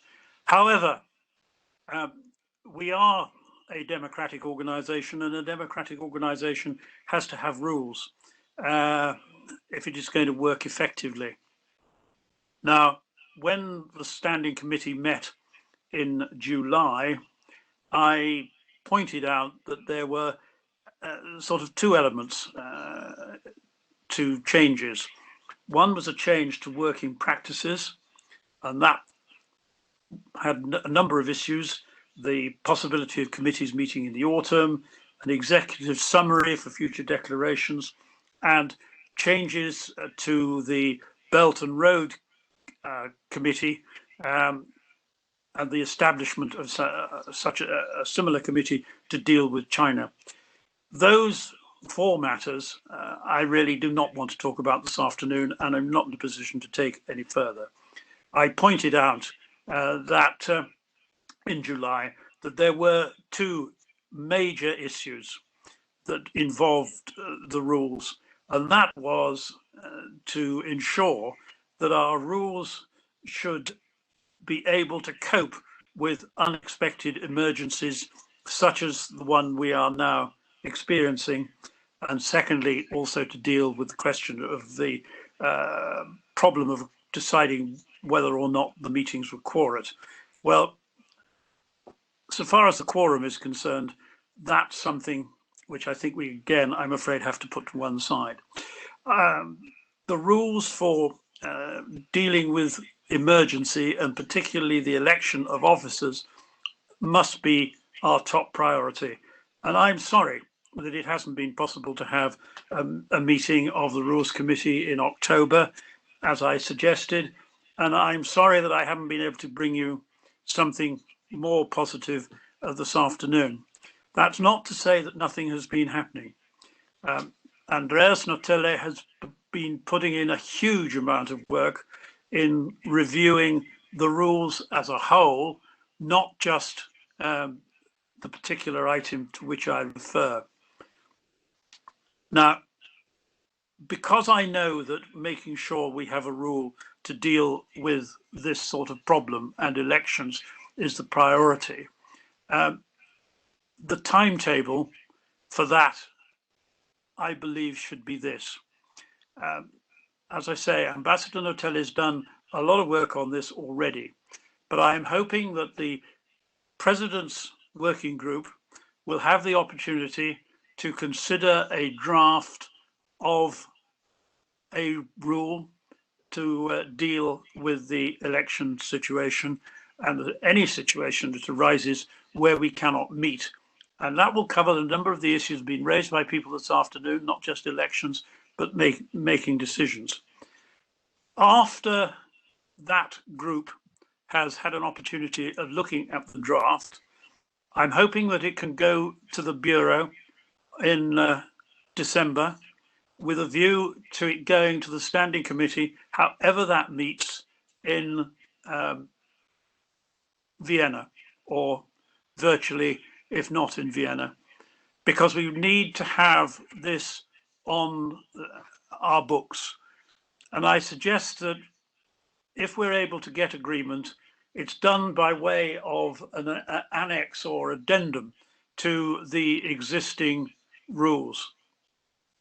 I am absolutely committed to the notion that we have to have, by one means or another, this rule in place for whatever form the annual meeting takes in July. There really is no alternative to that. An organization cannot exist, as it were, in a state of suspended animation, although there's a lot of activity for something that's in that state, but in a state of suspended animation so far as its appointment of officers are concerned. So I hope that you will appreciate and understand it's not easy to deal with drafting matters virtually, particularly if one's trying to deal with a large number of people. And I know that Andreas has spoken to many people, taken on board many of their concerns, but it isn't a practical proposition for me to say to you that we will deal with this at the Bureau in December and the whole thing in Vienna, however we meet.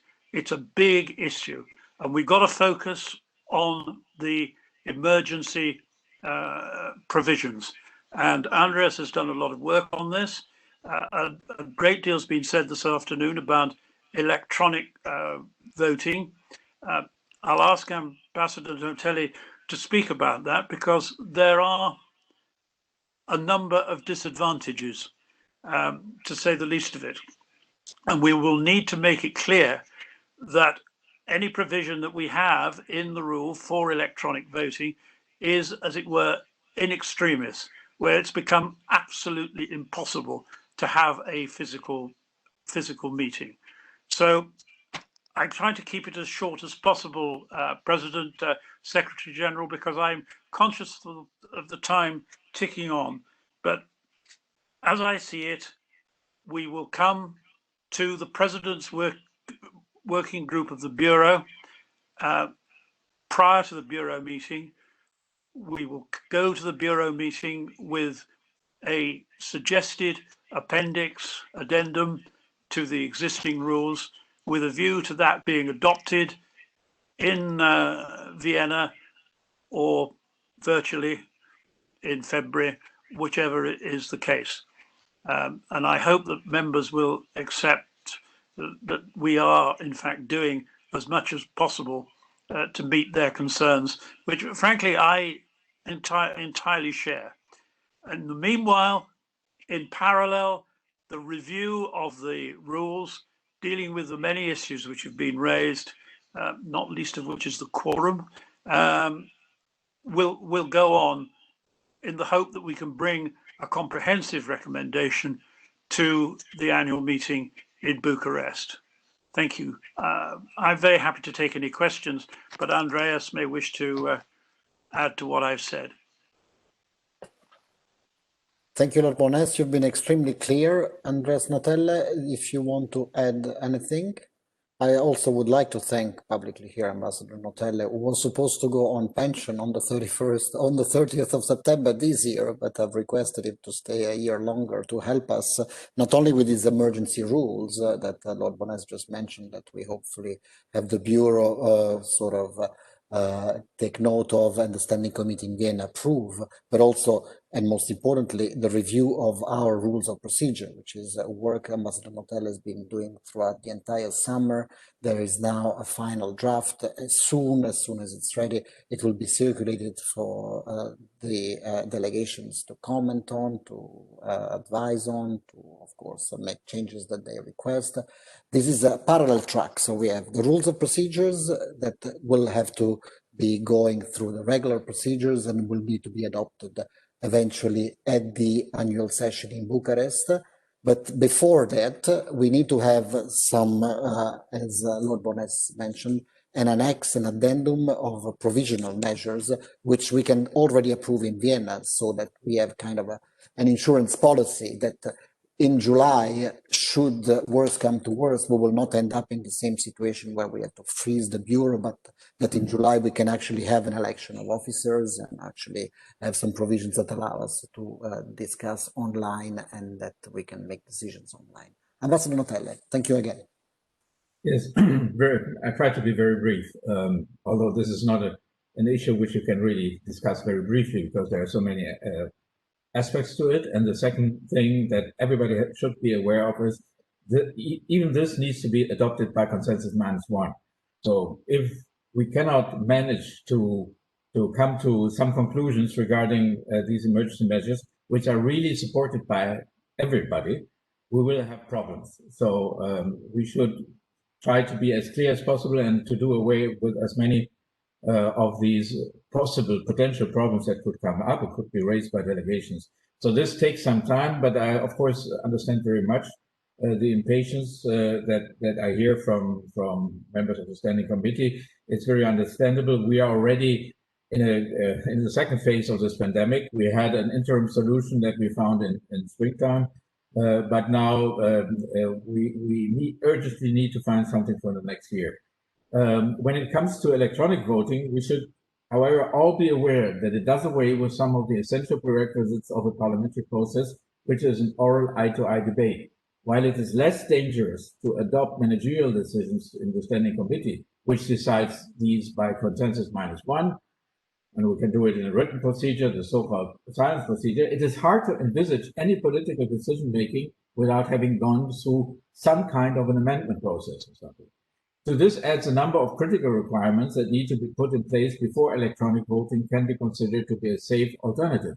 This regards, in particular, a safe identification mechanism that makes sure that only those having the right to participate in the vote are really those that cast their vote. No proxies, no staff, no government interference, and that an honest vote count can be subject to scrutiny on the basis of whatever we have there. So it also includes a lot of technical considerations. They all need to be solved. I'm happy that I came up with an idea, and I've tried to put forward a kind of a draft, but now it's up to the experts on the electronic, on the technical side, and to all those who are involved in the process that was described by Lord Mons to give their input and criticize me for what I've proposed and come to a solution that will then be supported by everybody. Thank you. Thank you. I'm just replacing a moment Secretary General Montella to give the floor to Vice President Henriksen in reply to Lord Bones's report, please. Thank you, Lord Bones, and also thank you to Andreas for your work in this most problematic and delicate issues in regarding to change the rules. I just want to get it straight because I didn't quite understand the timetable on this. You said, Lord Bones, that there is a draft which is going to the Bureau now in December. That I think it's very good. And then that it should be possible to have elections in July. Is that what I understood? If that is right. If it's not correct, if there is to be, if you were thinking on having a decision on the rules finally in July, I think that is too late. I think we know, as I see it, we have now been functioning in almost a year with no rules regarding the formal functioning in the leading positions.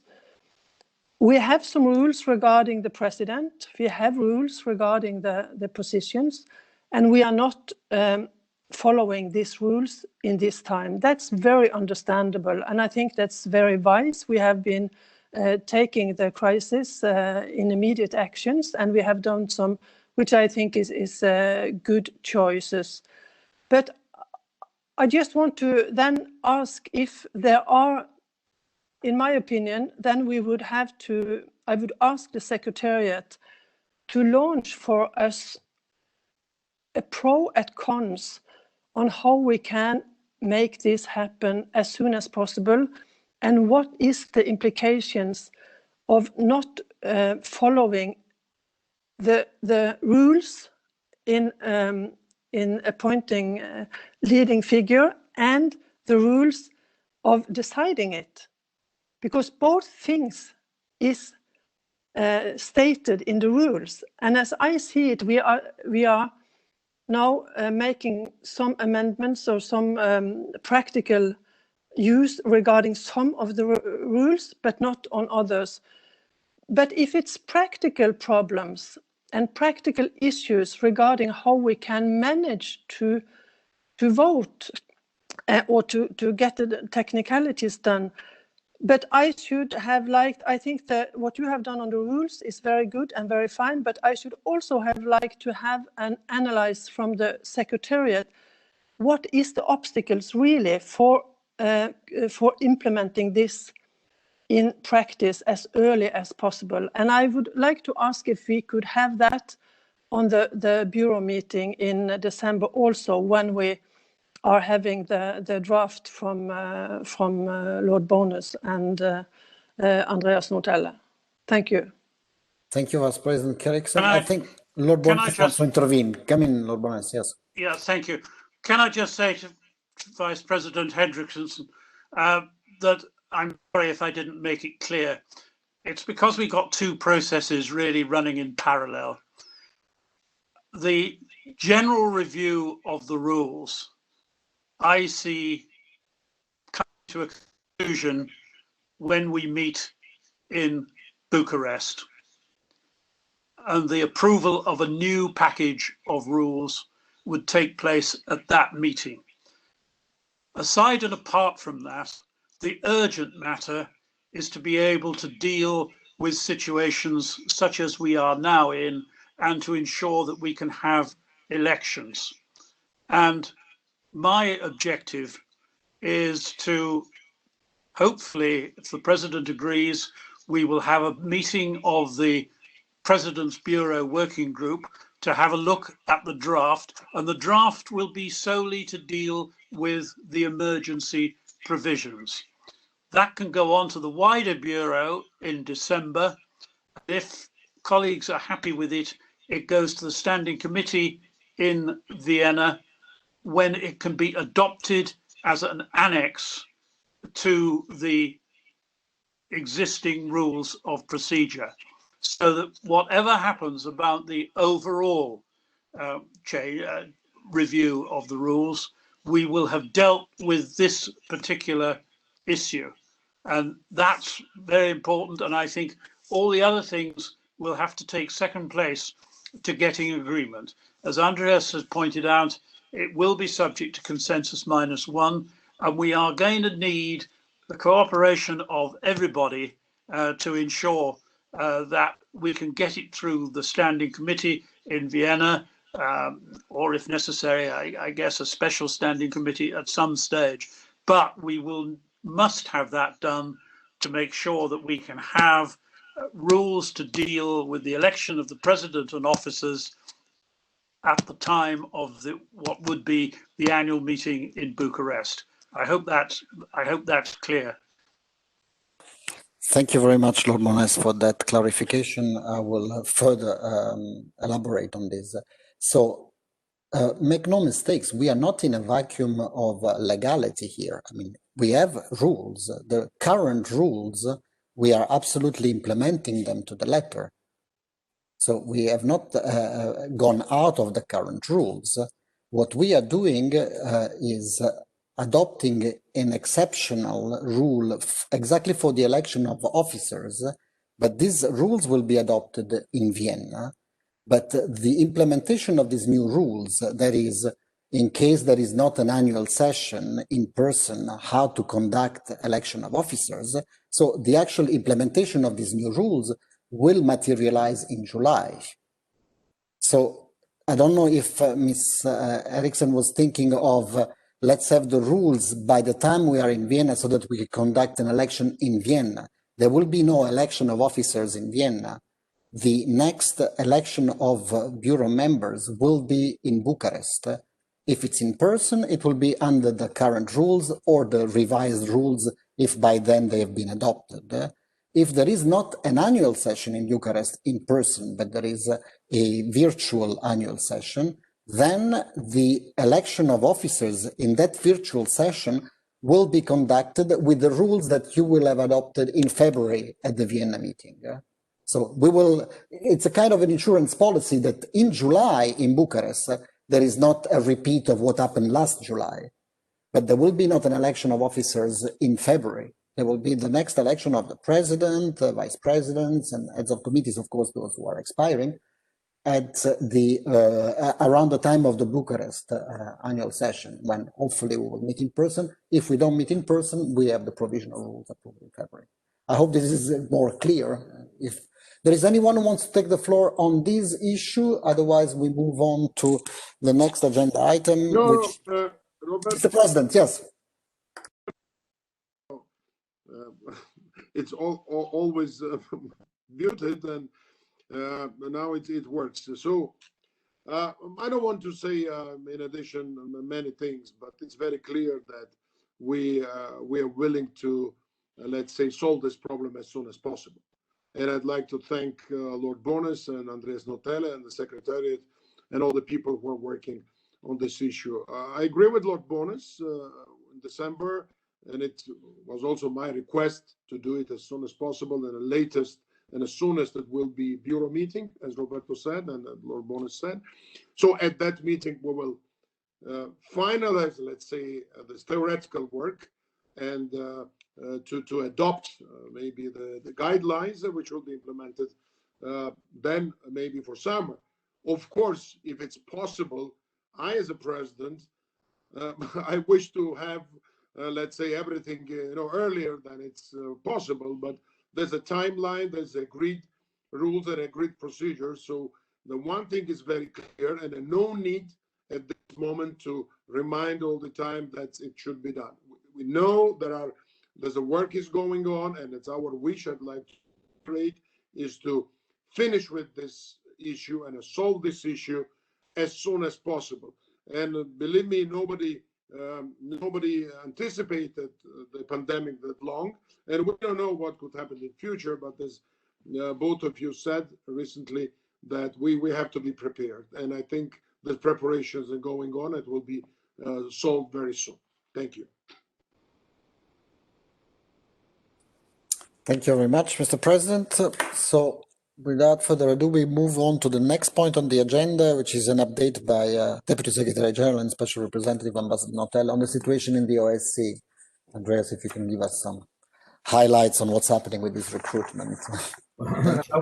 I will keep it again relatively short. I hope I will, because much has already been said what concerns things of and also you have several times, all of you have several times referred to this case of the empty positions at the heads of the institutions. Also, all these things have already been said. So I will try to keep it short. Like the PA and other multilateral organizations, the usual way in which international negotiations are handled is, of course, also in Vienna, severely impacted by the pandemic. The PA has now gone back to fully virtual meetings, ending the phase of hybrid meetings we had during the summer.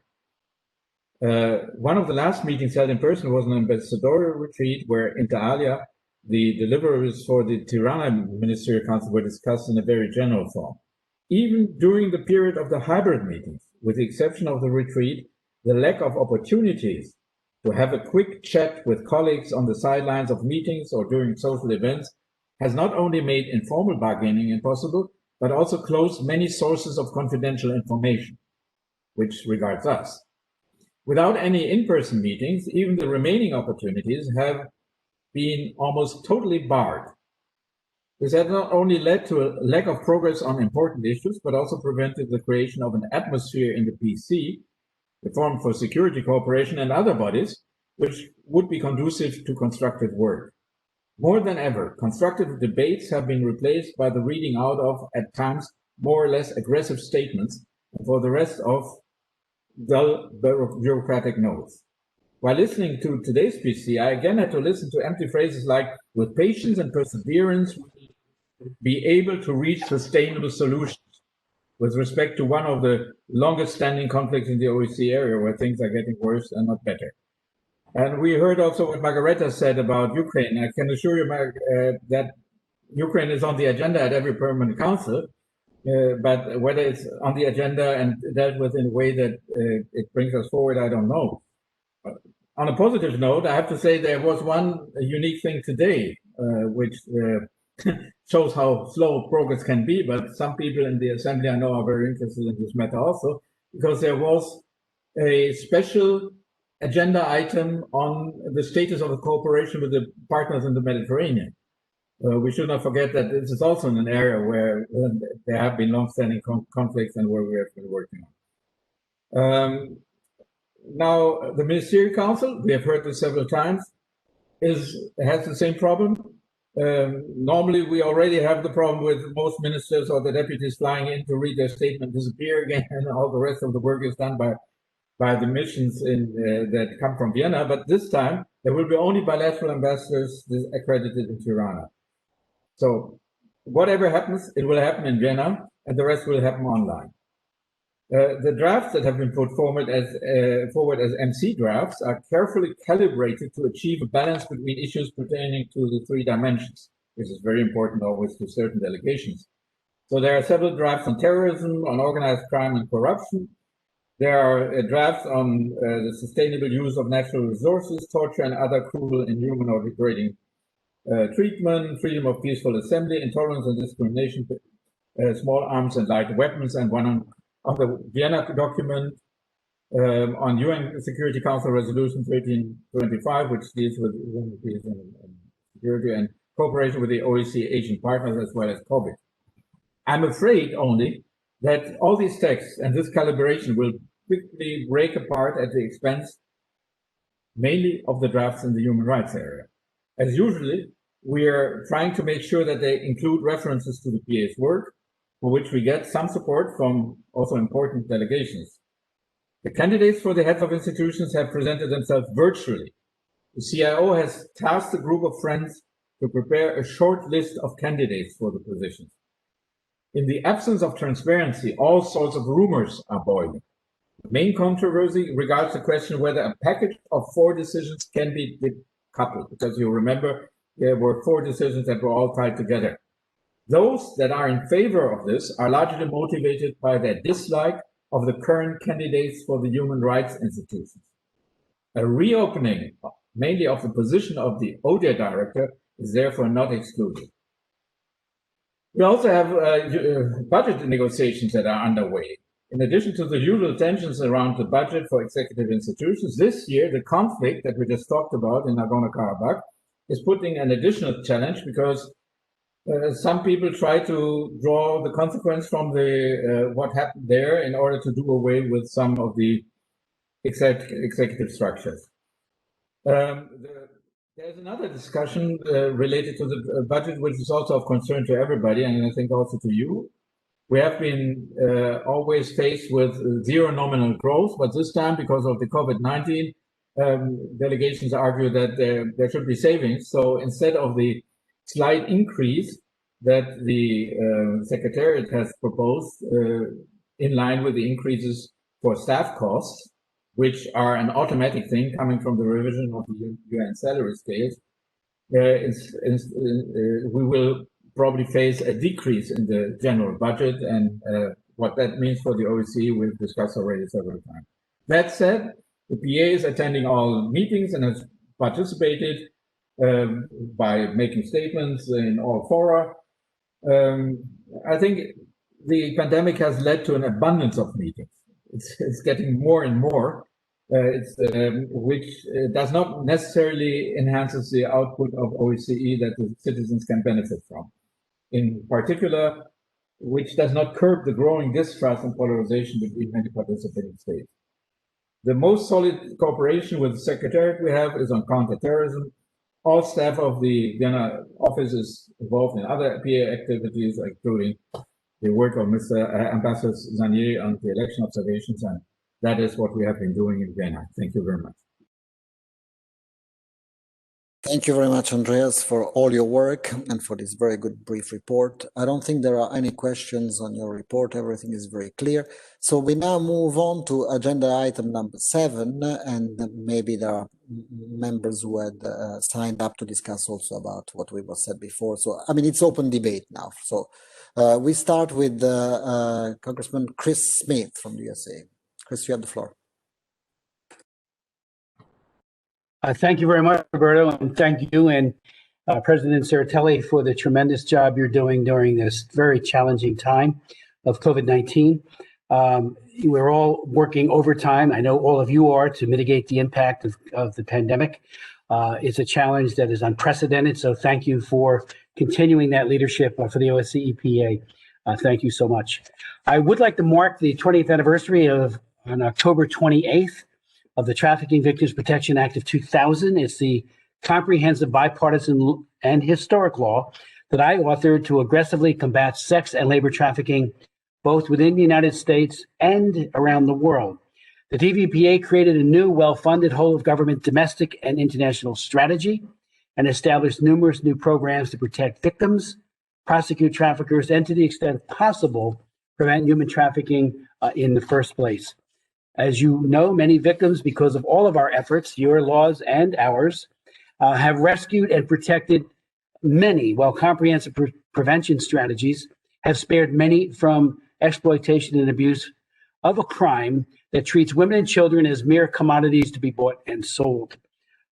As all of you know, however, the pandemic has had and continues to have a serious impact on anti-trafficking efforts, on patterns of trafficking, on victims, and on survivors.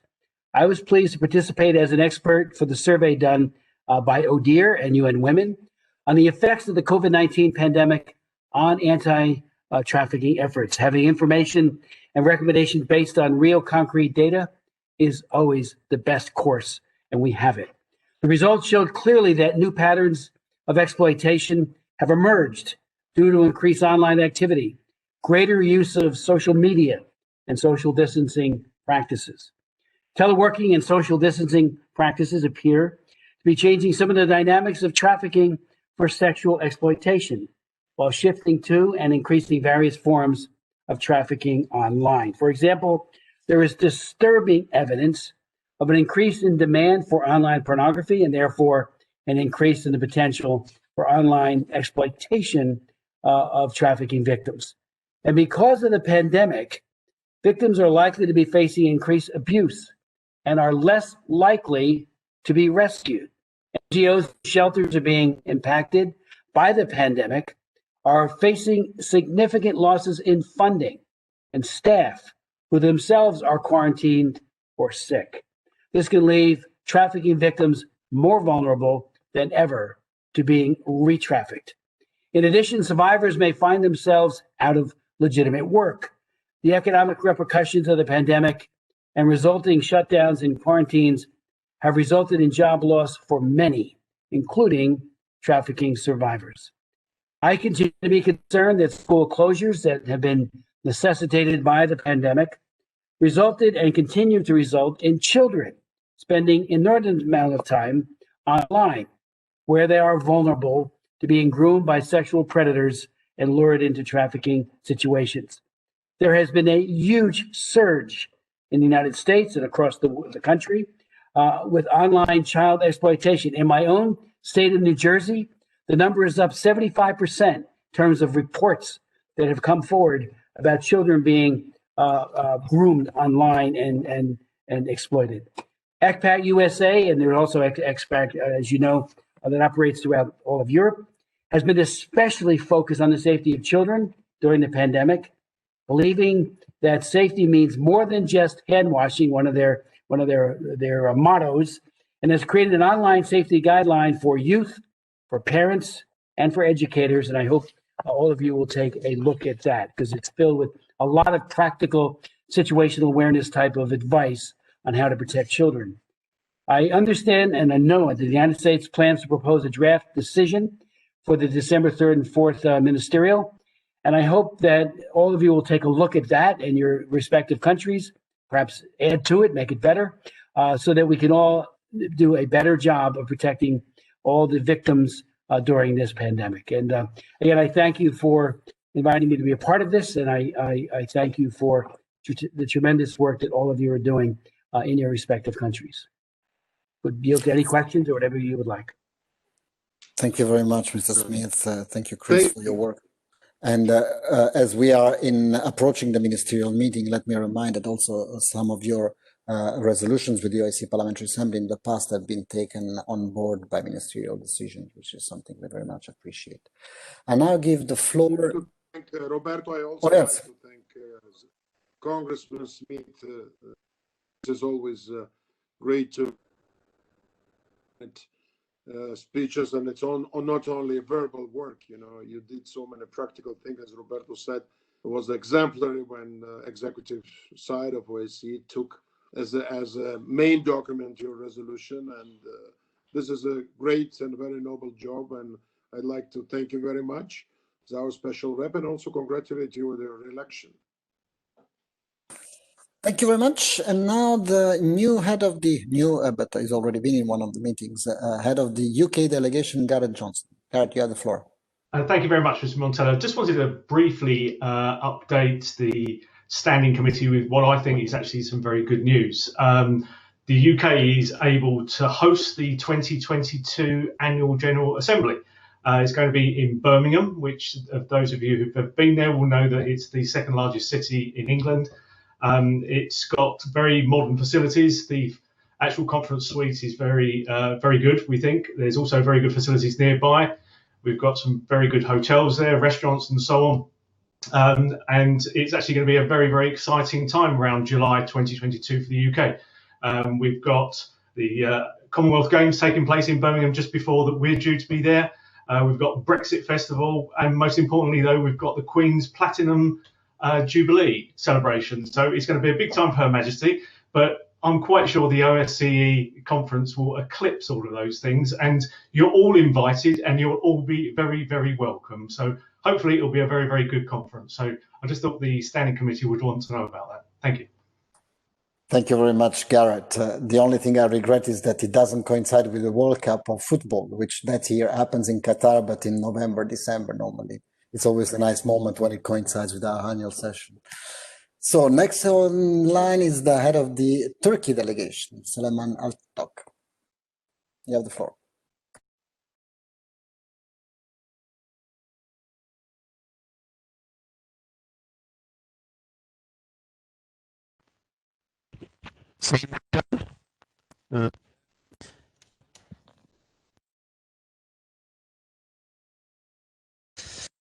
This is the participating in my capacity of together with you, the esteemed colleagues, under the umbrella of OSCE PA. In my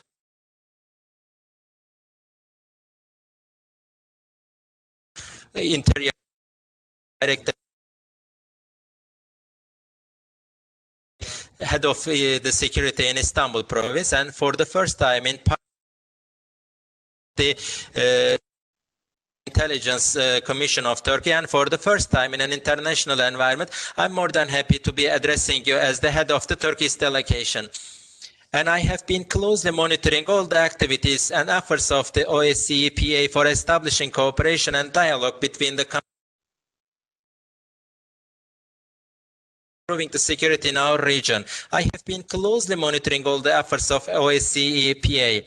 And I would like to extend my thanks to the President and the Secretary General for their efforts and cooperation, although in the online environment. And for the first time, I would like to congratulate and I would like to express my happiness for getting to meet with the colleagues, although it's in the online environment, especially in this fragile environment that we have due to COVID-19 pandemics. The parliaments must assume greater responsibility and play more effective roles in measures and practices to be adopted against the threats and public peace and safety.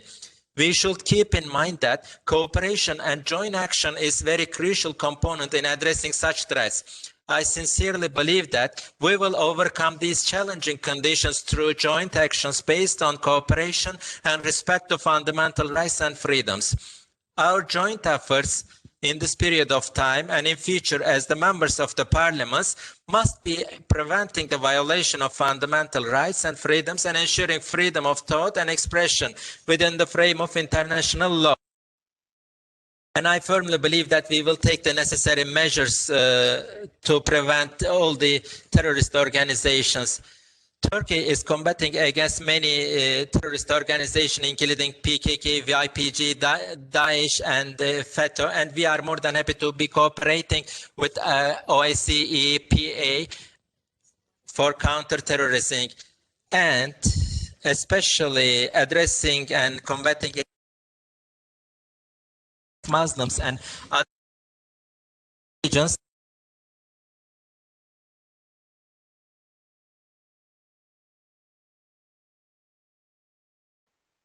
I'm afraid we have some difficulties in hearing you, Mr. Altinok.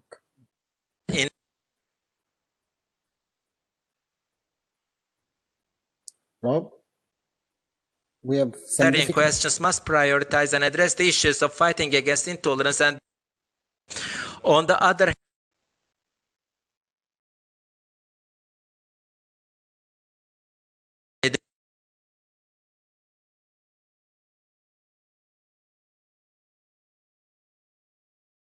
The bad connection, I think nobody. Mr. Altinok, we cannot hear you now. Hello? Can you hear me? Hello? He doesn't hear me either. Can we contact his staff? Okay, hello? Shall we try later for the end of your remarks? Azerbaijan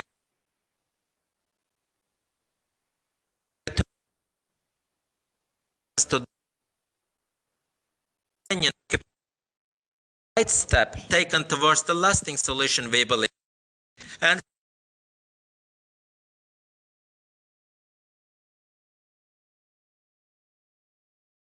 declaration and to Okay, we see that now you've interrupted. We'll try to fix your microphone for the end, for the conclusion of your statement, because we couldn't hear. And we move on now to the head of the Ukrainian delegation, Nikita. Nice to see you, Nikita, again, after seeing you in the US.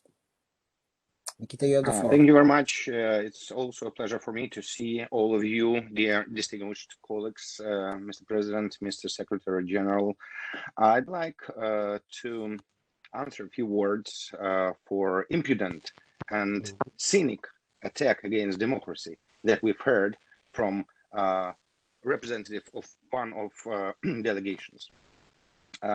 This delegation is from the country that raped its own constitution on 3 stumps, which persecutes and tortures people on occupied territories, which poisons opposition leaders inside their own country and other people all around the world.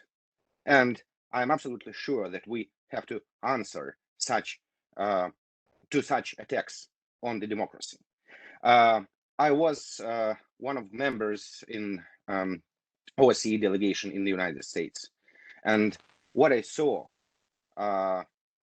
during our mission is that laws, of course, laws and rights, of course, are very important for democracy. But also what is important for democracy is honesty and decency.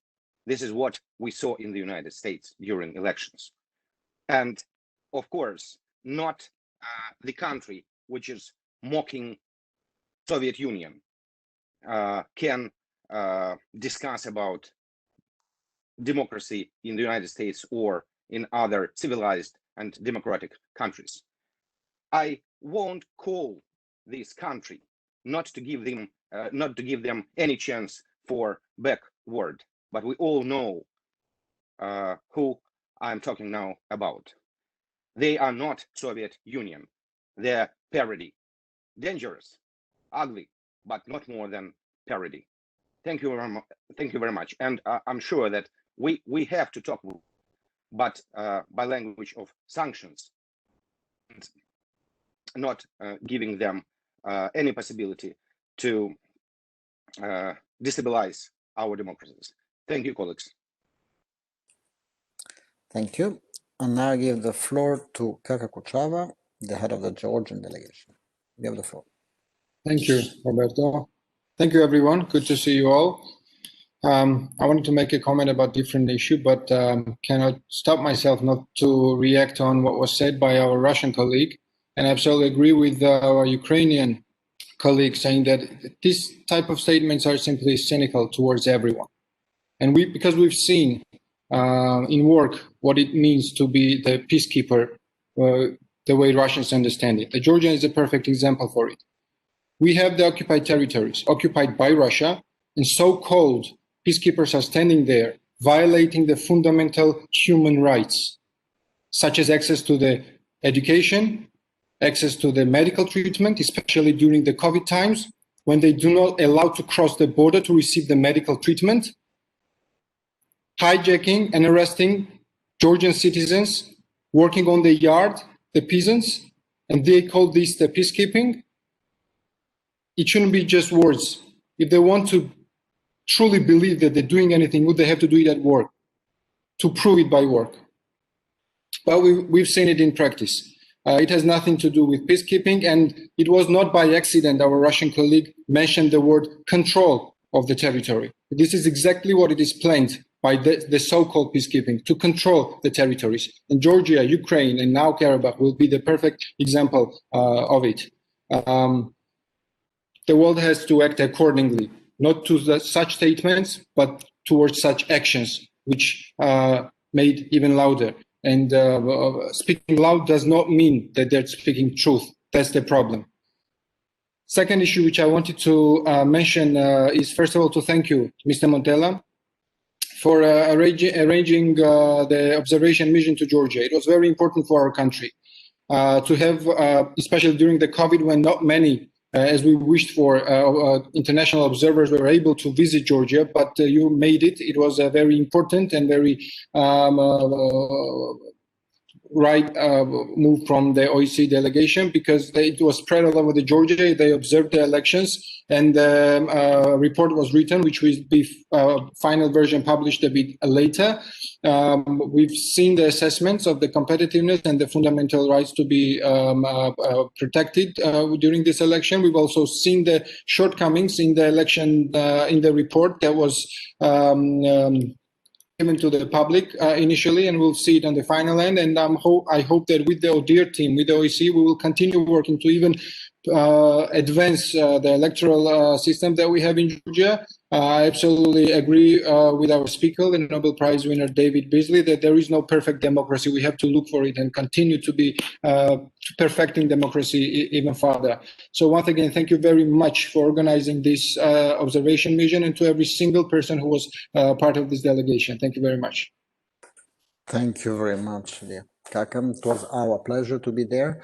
And now I give the floor to the head of the Belarus delegation, Andrei Savetnik. Andrei, nice to see you again. We do not hear you, Andrei. No, we do not hear your voice. I see you are unmuted, but I don't hear your voice. You are unmuted, yes? No, no. Try to speak? No? Do you want to take a moment to try to fix that, and we go back to the Turkish colleague? Mr. Altinok, maybe you want to conclude your statement, and we meanwhile try to fix the microphone of Andrei. Altinok.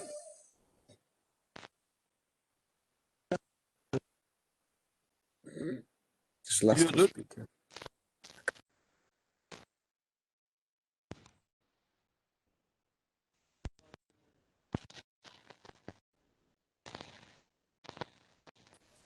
Go ahead, Mr. Altinok. Maybe we try with you. Mr. Altinok? Roberto, can you hear me? Roberto, can you hear me now? Yes, yes. Hello, Roberto. Okay, go ahead. Can you hear me? Yes. I would like to apologize my colleagues for this technical inconvenience, and I would like to resume from where I stopped. I will not take too much of your time. And in the Agit region, OSCP region, I firmly believe that the Parliamentary Assembly is taking concrete steps to fight combating against intolerance and discrimination in order to come up with joint solutions against intolerance and discrimination. The OSCE shall continue to work, and the Parliamentary Assembly's Committee on the Humanitarian Democracy, Human Rights and Humanitarian Questions must prioritize and address the issue of fighting against intolerance and discrimination. And finally, an agenda of item in the recent days, in the de facto and actual occupation of Armenia on the Azerbaijan lands has been ended. And in this context, Turkey has always supported a negotiated solution to the Nagorno-Karabakh conflict based on international law and relevant UN Security Council resolutions, ensuring the territorial integrity and sovereignty of Azerbaijan in order to achieve a lasting peace. Therefore, in this context, Turkey welcomes the ceasefire declared on the 10th of November by the joint statement of Azerbaijan, Russia, and Armenia. You see, this is the things. This ceasefire, which forces the return of Agdam, Kelbajar, and Lachen regions to Azerbaijan by December, and which paves the way for the return of the internally displaced persons to their homes in the lands liberated from Armenian occupation. This step is a right step taken towards a lasting solution. From now on, we are expecting the parties to comply with the ceasefire and the conditions agreed and the casualties and to stabilize the region. From now on, Azerbaijan renews its commitments that no civilians will be harmed, as is the case so far. And Turkey will assume a leading role for preserving the peace and monitoring the ceasefire, and we will adopt every possible measure to prevent the violation of ceasefire. Very much in the past, the OSCE and Parliamentary Assembly will take these steps prioritizing international safety and security, and they will continue to support the ceasefire and the establishment of peace. Finally, based on the sovereignty of all the nations and believing in the equality of all the human beings, and with a paradigm based on the peace and equality, the OSCE and Parliamentary Assembly will continue to make contributions to international community. I firmly believe that our long-lasting relations will continue in the upcoming periods, and this relationship between OSCE and Turkey will be enriched with new dimensions. From Turkey, I would like to convey my best regards, and once again, I would like to reiterate my thanks and appreciation to esteemed President and wish you a fruitful meeting and good evening. Thank you. Teşekkürler. Next speaker, Andrei Savitnik.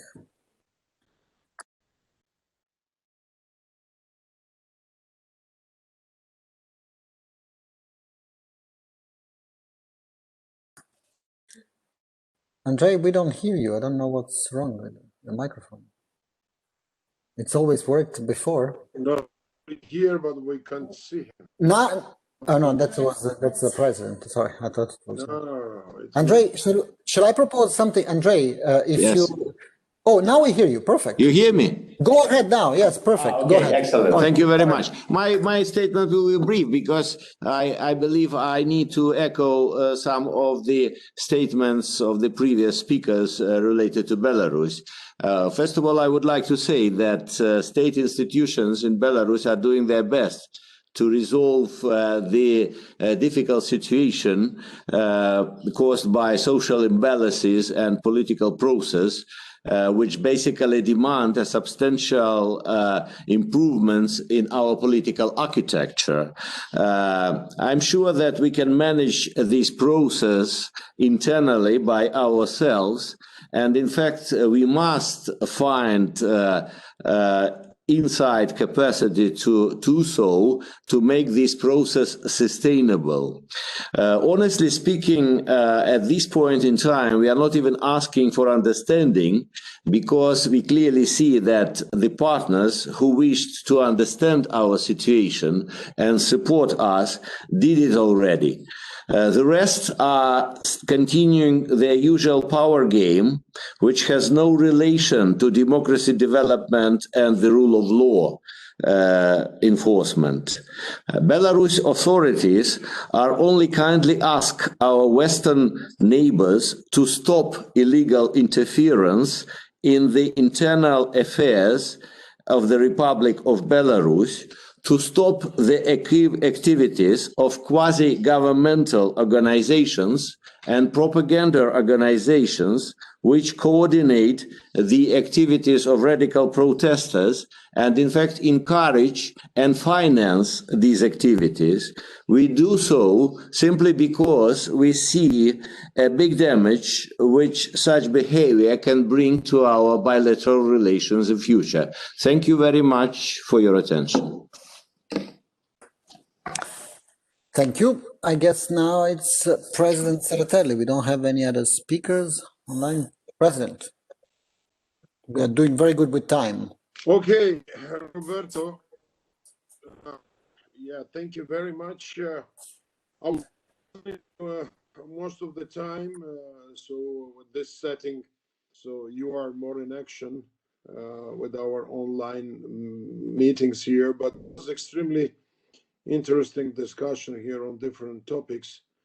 And again, what I'm thinking, it's again, there's a lot of evidences that our situation around us is very complicated because of the second wave of COVID. The good is that vaccine is coming up, but let's see.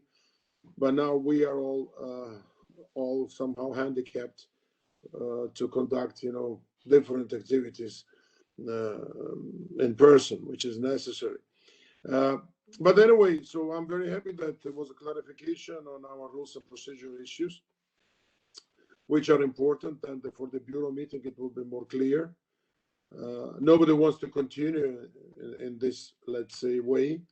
And finally, I think, also hope to have everything in person, elections and all other stuff, but we have to be prepared. I'd like to stress a few issues. The last intervention of Mr. Savinik, we understand the position of Belarus government, but as OSCE and also Belarus as a member of this organization, which have special responsibilities. Of course, we will try to follow and continue to observing what's happening there, and always will facilitate any type of peaceful solution of the any disputes. We're working with the governmental side, and we're working with the opposition, and I think one day they will find some solution.